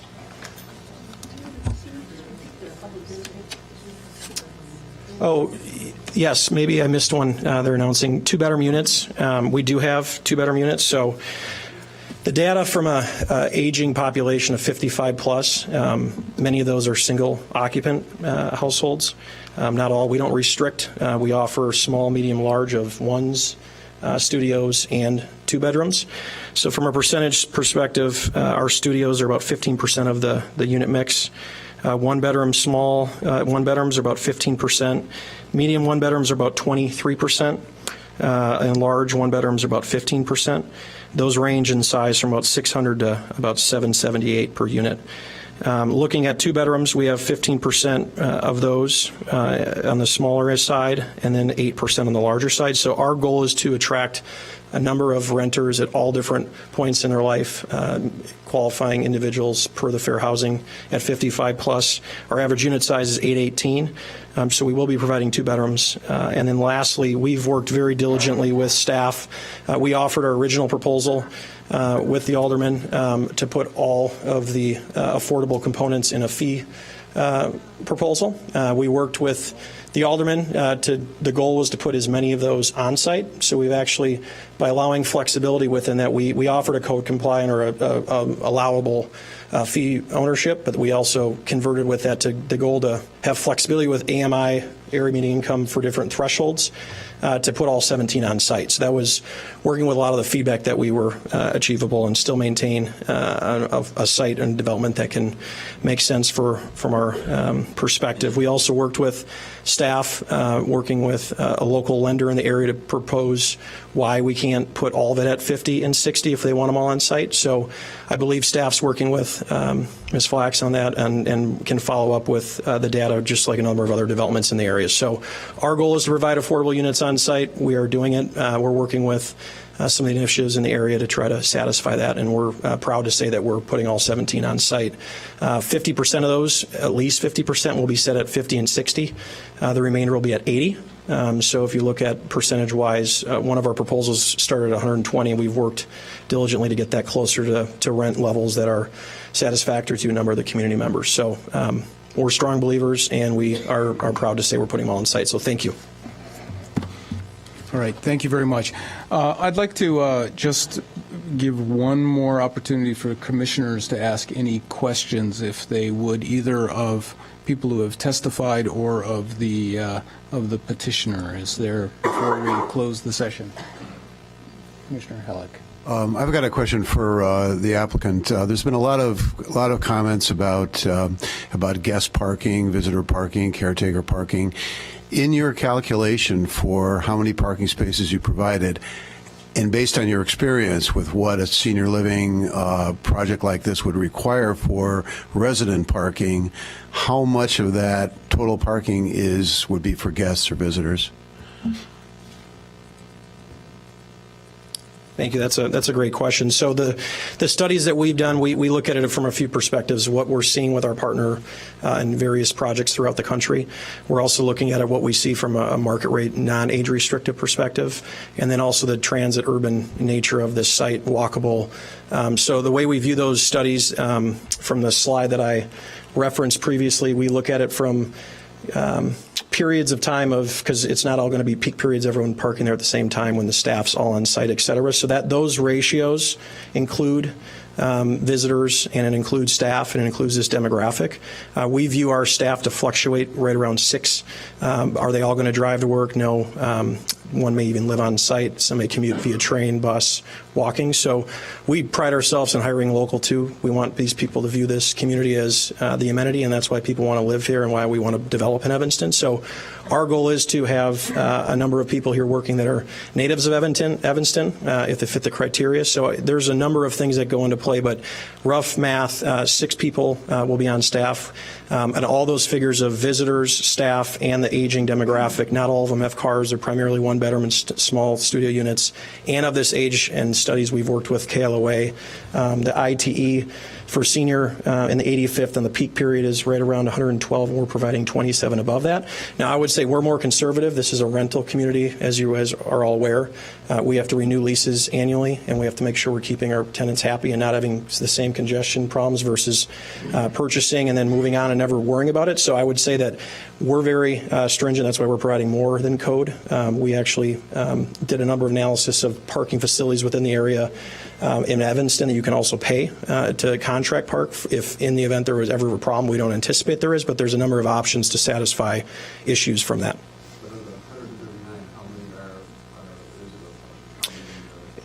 It'll fluctuate. Fluctuate, I understand. Correct. But I would say from our math, it's probably right around 20 stalls. But obviously, different times, holidays, sure, those can vary. But that's all baked into the analysis. Okay.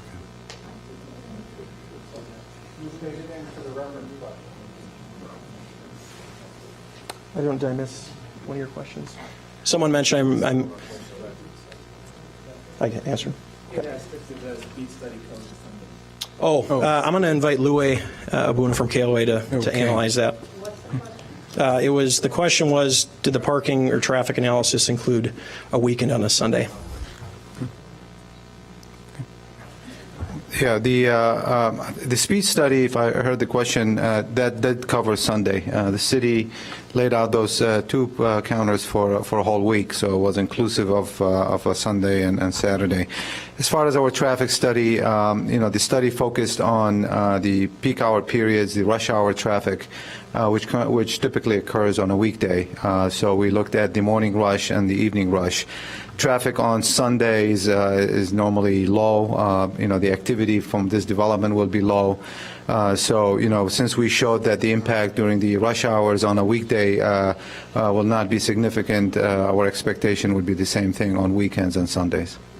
So you're saying the development activity will be low. I'm sure the church would say their activity is high. Absolutely, I don't disagree with that, but okay. Mr. Chairman, the traffic on the area, like on Church and on Ridge, it's going to be a lot lower. So perhaps, related to the church, the traffic will be higher. But your contribution on a Sunday, you're saying, is not significant. Exactly. Okay. All right.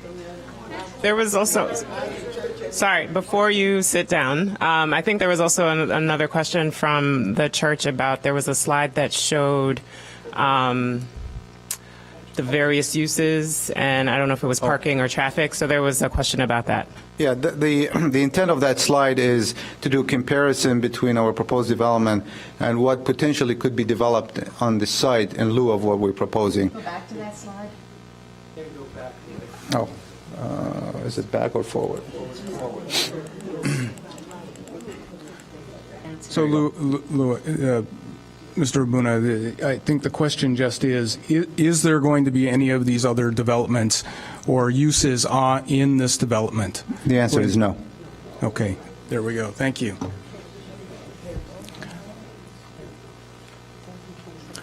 All right. So are there any other questions by the commissioners? All right. With that, I'm going to close the public comment section of the hearing and open it up to deliberation by the commissioners. So the question time, I'm sorry, is over.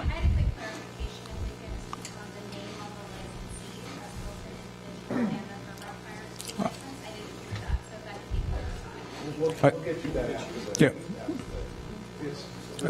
It was, I think it was presented on the slide, so. All right. Okay, and what was that? About staging. Where is all the material going to be staged for building these facilities? Okay. Yeah. Yes, sorry if I missed that. All the staging will be occurring on our site for materials, et cetera. Yep. Thank you. Okay. All right. I think that's it. All right. Thank you. All right. With that, commissioners, it's now our duty to deliberate the evidence that has been presented. Just for clarification for everyone, we are a recommending body to the City Council. We have three alternatives for us. We can either recommend to approve as presented by the petitioners.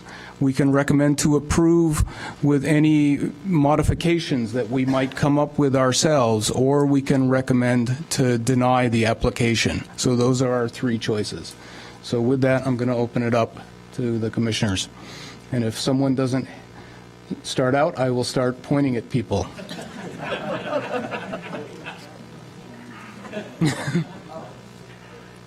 All right. Commissioner Halleck. Sure.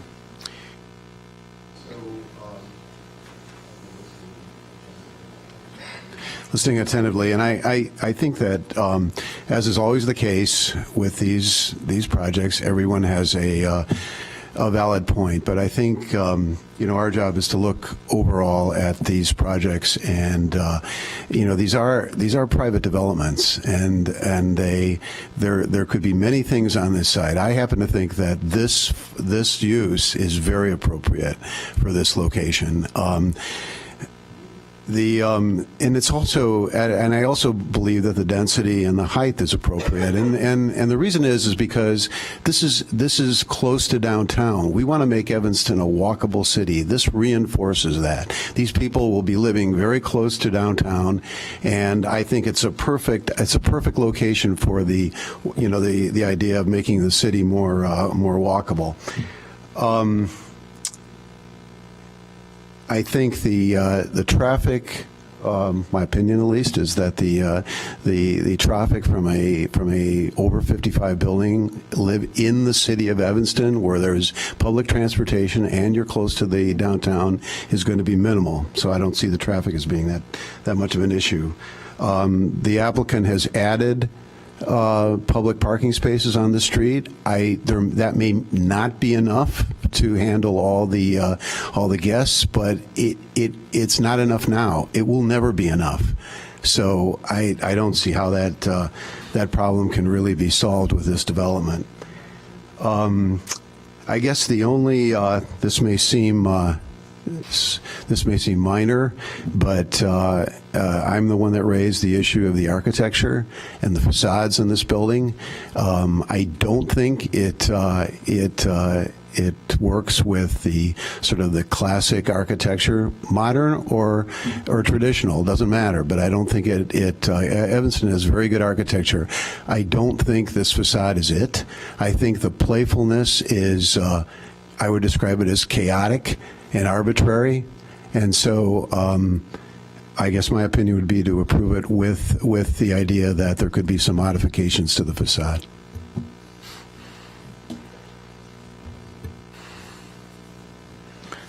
All right, if no one else is jumping to this, would like to ask a question of staff, and there is the 2009 downtown plan that exists, and I would like to ask how this fits into the intention of the downtown plan. Can anyone kind of summarize that, please?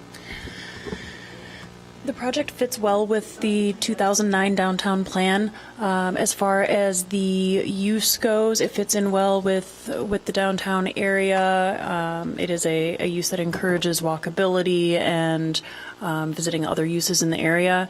As for the structure itself, the height and bulk does fit with the downtown plan. I believe the downtown plan calls for 15 to 18 stories in that area, specifically in that area that is west of the tracks.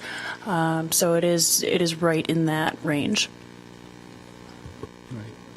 Thank you. All right. Commissioner Isaac, you always have something to say.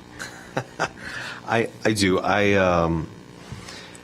Overall, I believe it's a good plan development. I believe it would fit in well with the neighborhood. My one reservation is the effect of not necessarily traffic, but parking perspective, and especially with respect to 1815 Ridge.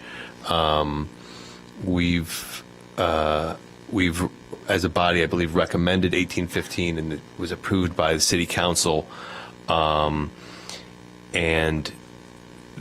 that project itself may have a significant effect on the neighboring area. I don't know that this project would, based on what I'm hearing, but the overall effect, I think, could be problematic. I'm not sure that I've been convinced that it won't have a negative effect. But in general, I think, from what I've heard overall, this project meets the requirements and our guidelines.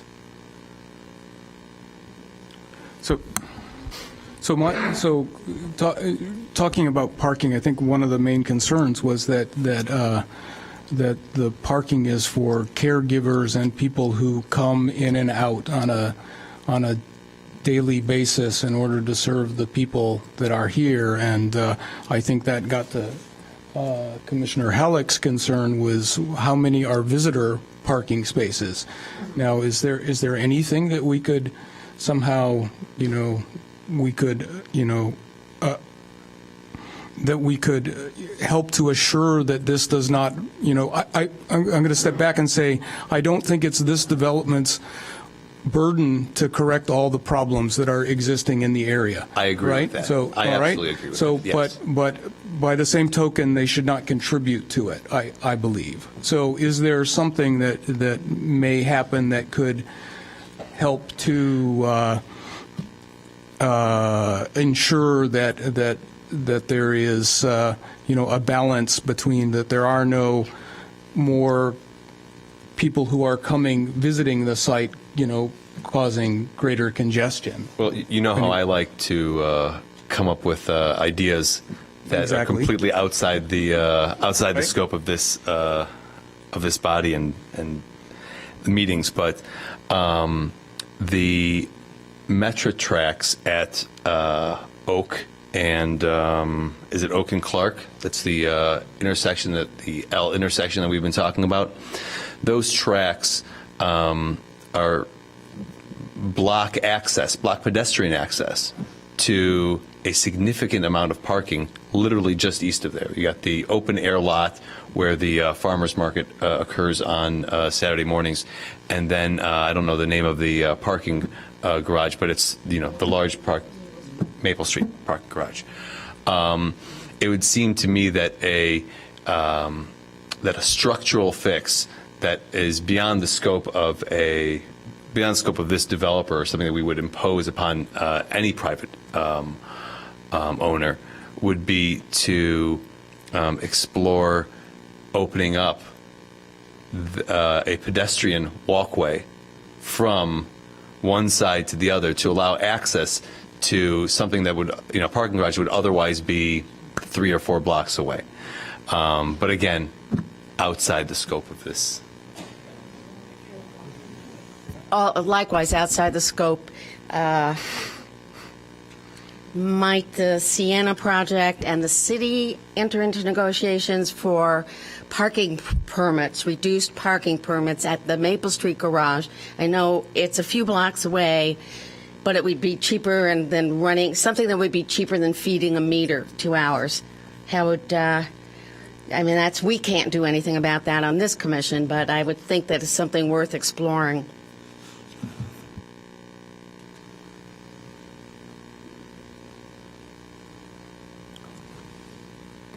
Commissioner Saul, you're deep in thought. I, in general, agree with what most of the commissioners have said. I overall support this development. I think it is a good fit for the site and for the location downtown. I am disappointed to hear that the church had not been engaged and there hadn't been conversations there. So I'd like to just reiterate and encourage community outreach beyond. We know notices don't always work, so beyond notices and actually just having meetings and sitting down with the church and other neighbors that would be most impacted by this development.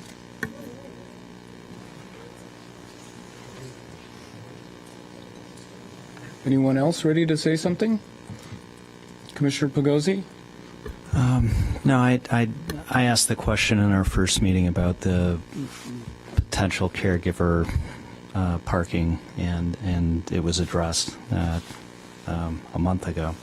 I do think this is the right development for the site. I know living adjacent seems like people living adjacent to any project that we discuss, there's always a lot of anxiety for change. Living through construction is never fun, but in the end, I don't. I honestly don't see any compelling evidence that in the end, after all is said and done, that it would make the site less safe or less habitable. I think there's a strong argument to say that it may improve the street life along Oak Street. So, it is the right spot for a development. I think based on the other types of projects that we've seen presented to us, we have said no, where that boundary is the ask was too much.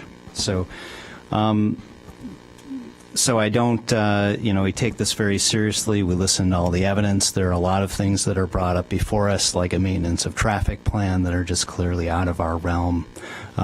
We don't govern those things. The city of Evanston does.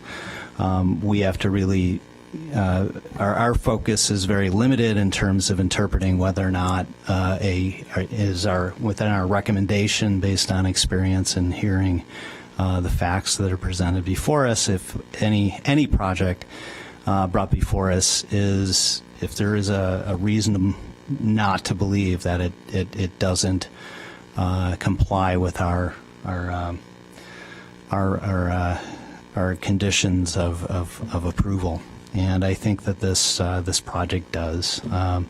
So I don't have any other major objections. I think we've put this project to the test. They've presented and re-presented, and have been as thorough as they can be. I share Mr. Halleck's concern about the design, not my cup of tea. We've seen a lot of these types of projects with this shifting facade aesthetic.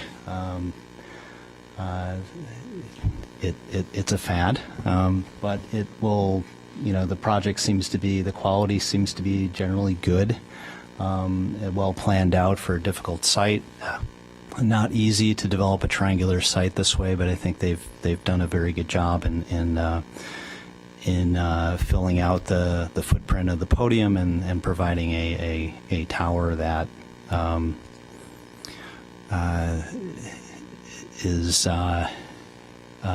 is somewhat interesting. It is interesting. I think the balconies save it. I appreciate the effort to mitigate the bird destruction, which I've come to. I'm a believer in, based on the last presentations by our people in the community, very concerned about the bird deaths, which is very quite serious. So I don't find anything horribly objectionable about this project. All right. So can staff who's anything that anybody out here said. From the community. I'm sorry, if you can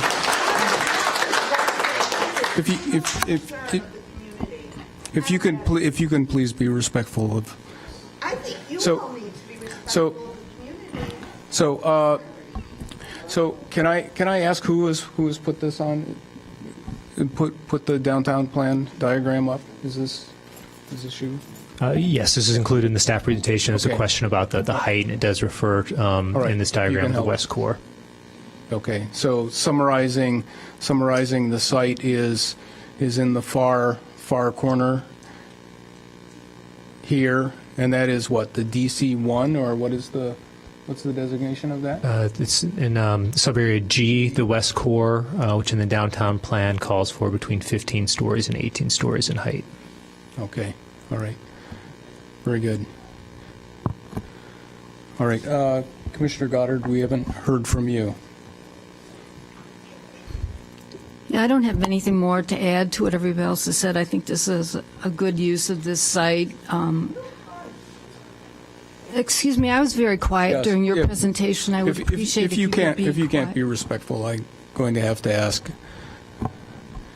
for people to either be quiet or please remove yourself from the chamber. So, Commissioner Goddard. Yeah, my big concern is the actual construction, because if these two buildings are going up at the same time, I think that's going to put a real strain on the neighborhood.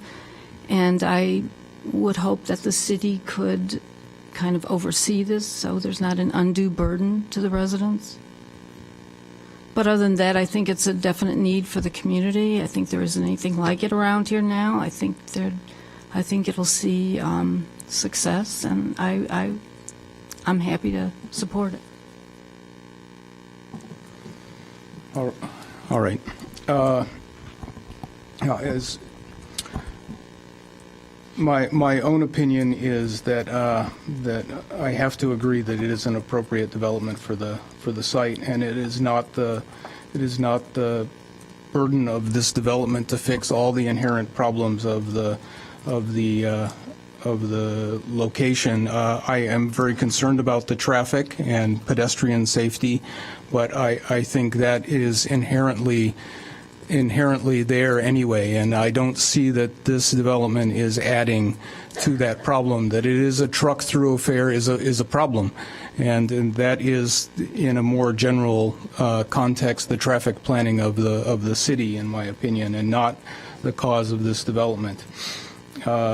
So, with that, I would like staff, if they can summarize what are the allowances and the recommendation that is being presented.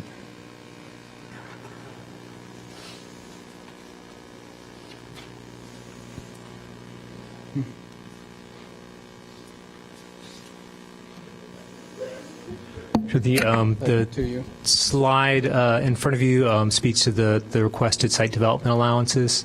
There are four of such regarding the lot size, minimum lot size, and eventually the number of dwelling units, where 169 are proposed and 117 are allowed by right. building height where 85 feet is allowed and 170 feet is allowed as a site development allowance. And the applicant is requesting 155 feet in zoning height. Front yard setback where 3 feet is required is the block average, and the applicant is proposing 1 foot on floors 2 and 3, 3.5 feet that does comply on the ground floor, and a larger setback on the tower sections that also does comply. And then finally a development allowance for the number of loading berths where 2 are required by code and 1 is proposed. With this project has been before the Design and Project Review Committee, and Design and Project Review Committee, DAPR, and staff both recommend approval of the project, subject to conditions of approval, and those conditions are outlined within the staff memo. Thank you. And the parking passes? Does any commissioner wish to add anything to the recommendations and conditions that the staff has proposed? That would be on page 15 of 16 of last month's document.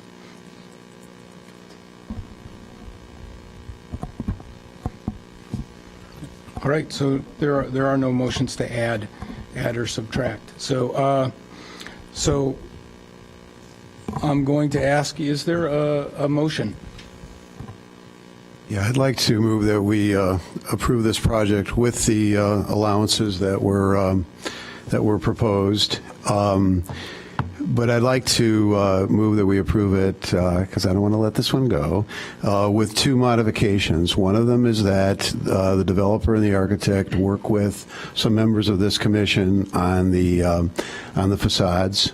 And number 2, I thought that the comment on construction and coordination of construction, and I don't know if this could be part of the motion, but was important with the other site, coordination with the other site. So I guess I move that we approve it with the allowances, with the qualification that we review the facades, and secondly, that there is some coordination plan with the construction of the other site.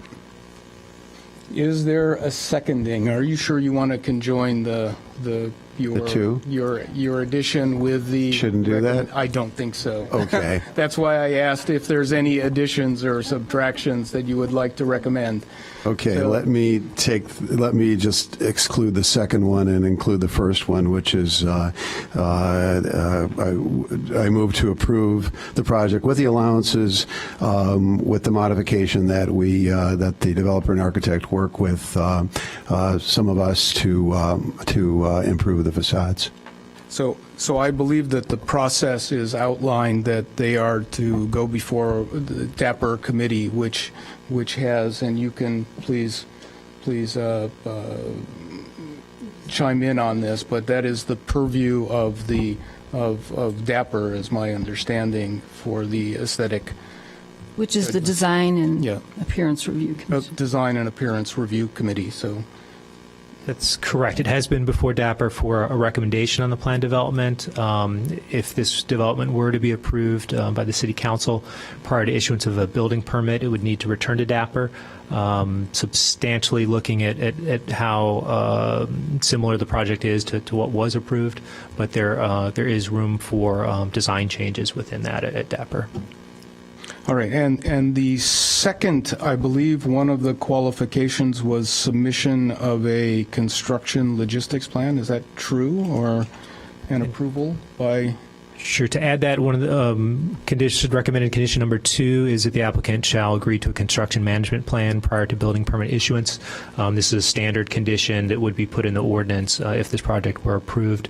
The 1815 Ridge project also requires a congestion management plan, so we could certainly would look at the impact of both of those. So we can either ask to add a line to that asks staff to coordinate the efforts, or just trust as is. So is that, so would you? I think the important point is that it be coordinated with the other project. I'm assuming that the 2 construction periods would be similar. All right, so is there a motion to add that to the requirements for recommendation? I'm not sure that's in our realm. I think that the city is in charge of maintenance of traffic for construction projects. I mean, we can make a comment and request, but I think that it's in everybody's best interest that we do that. But that's their job. I don't want to. But it is a recommendation and a condition that has been stated, and we do add and subtract conditions. So if there's no motion, then it falls. So, okay. I mean, I'll go along with it. I just don't want to set a precedent that we may not. I think I can speak to that after the vote. I didn't want to influence or interfere with the vote, but after the vote, I would definitely like to speak to that, Chair Lewis. Okay, very, very good. All right, is there a motion on the general ordinance? Yeah, you motioned it? Okay. You motioned it with conditions. Okay, was there a second? I'll second. Okay. Hearing that, I'd like to have a voice vote.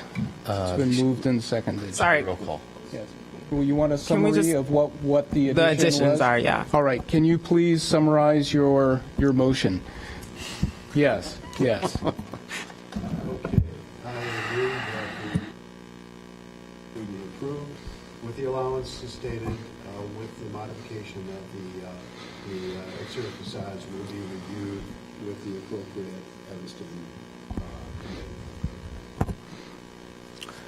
All right. That was motioned and seconded. Let's have a voice vote. But this is not to reject the entire ordinance. It is simply to do it with the modification. Is that correct?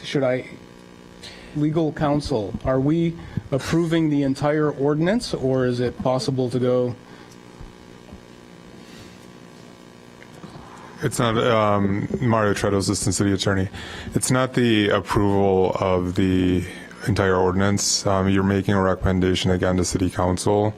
Yes. So you're Okay. you're essentially making an approval of recommendation pursuant to the conditions imposed by the motion. All right, but it's been complicated by the additional requirement for the review. All right, let's do a roll call vote, please. So I'm confused. What are we voting on his addition or the whole ordinance? As I understand it, it's to recommend approval with the addition. All right? And if that does not go forward, there's always the possibility of recommending it. All right? And just to Sorry, I have a question on the motion. Please. We're voting to approve with the condition set forth by the commissioner, Okay. and the conditions set forth by staff. Yes, as proposed, As proposed. with an addition of that condition. All right, thank you. Okay. All right. Who is going to? Sure. I can call the roll, Mr. Commissioner, or Mr. Chairman. Commissioner Dubin? Yes. Commissioner Goddard? No. Commissioner Halleck? Yes. Commissioner Isaac? Yes. Commissioner Pagozzi? Yes. Vice Chair Saul? Yes. And Chair Lewis? Yes. Okay. By a vote of 6-1, the motion passes. The Plan Commission is recommended for approval, subject to conditions. As stated earlier, the City Council is the final body on this matter, and this project would next appear before the Planning and Development Committee. All right. Thank you very much. Please, would you like to address that? Thank you, Chair Lewis. Coordination of construction. And just for formality, state your Sure, name Alderman and position. Braithwaite, Alderman of the 2nd Ward. Yes. And with my apologies, I'm just going to choose to face the resident. Okay. Pardon my back to you. Obviously, whenever you have a development in town, it stirs a lot of emotion and concerns, and this development is no different than any development that we've had, other than they happen to be in the 2nd Ward. So I just want to thank everyone particular the folks from the Sienna for your continued patience in walking through this process. As well, I'd like to offer an apology to the members of Mount Zion Church if you felt that you've been excluded from this process.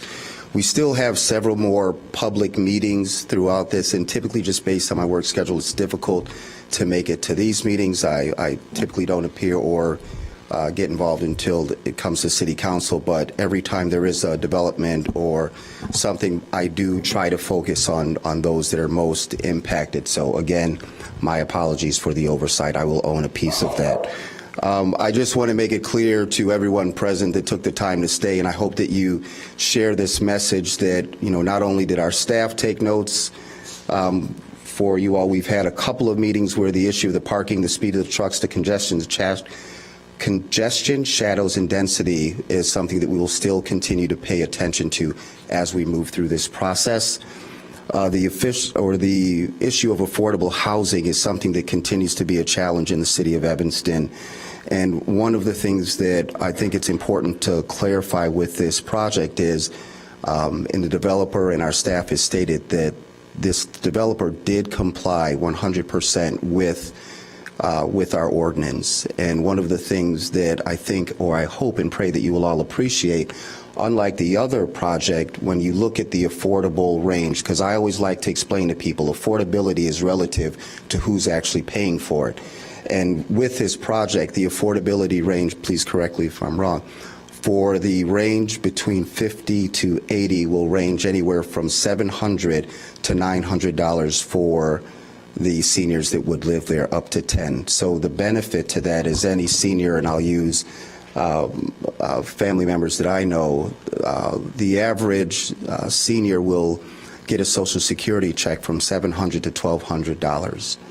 So with that $700 to $1,200, a senior could potentially live in that unit as well as have access to all the amenities as the market-paying residents. So we'll flush that out more, but I know that there was a question that was asked, and I don't think the developer gave the range. Sometimes when you ask about affordability, one should also inquire how much would the person pay, and I think that range of $700 to $900 is a fair rate.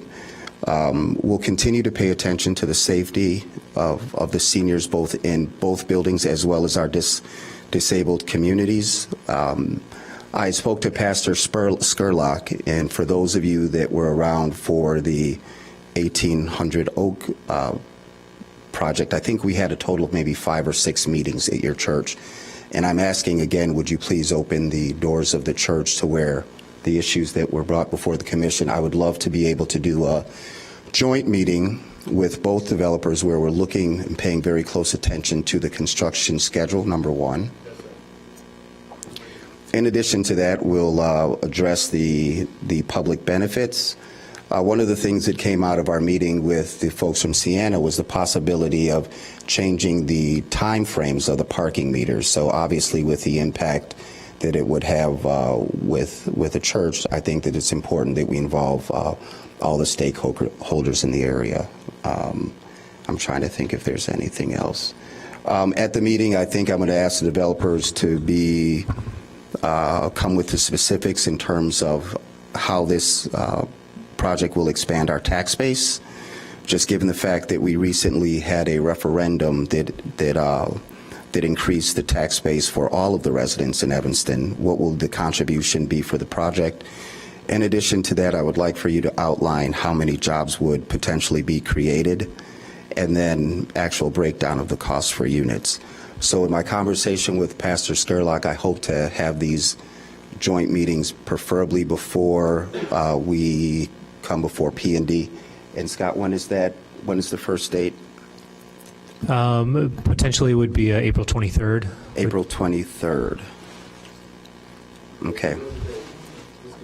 We'll work on a date and then make sure that notification goes out. So I just again want to thank you all for your participation throughout this whole process. And the next time we get together, it will involve all the.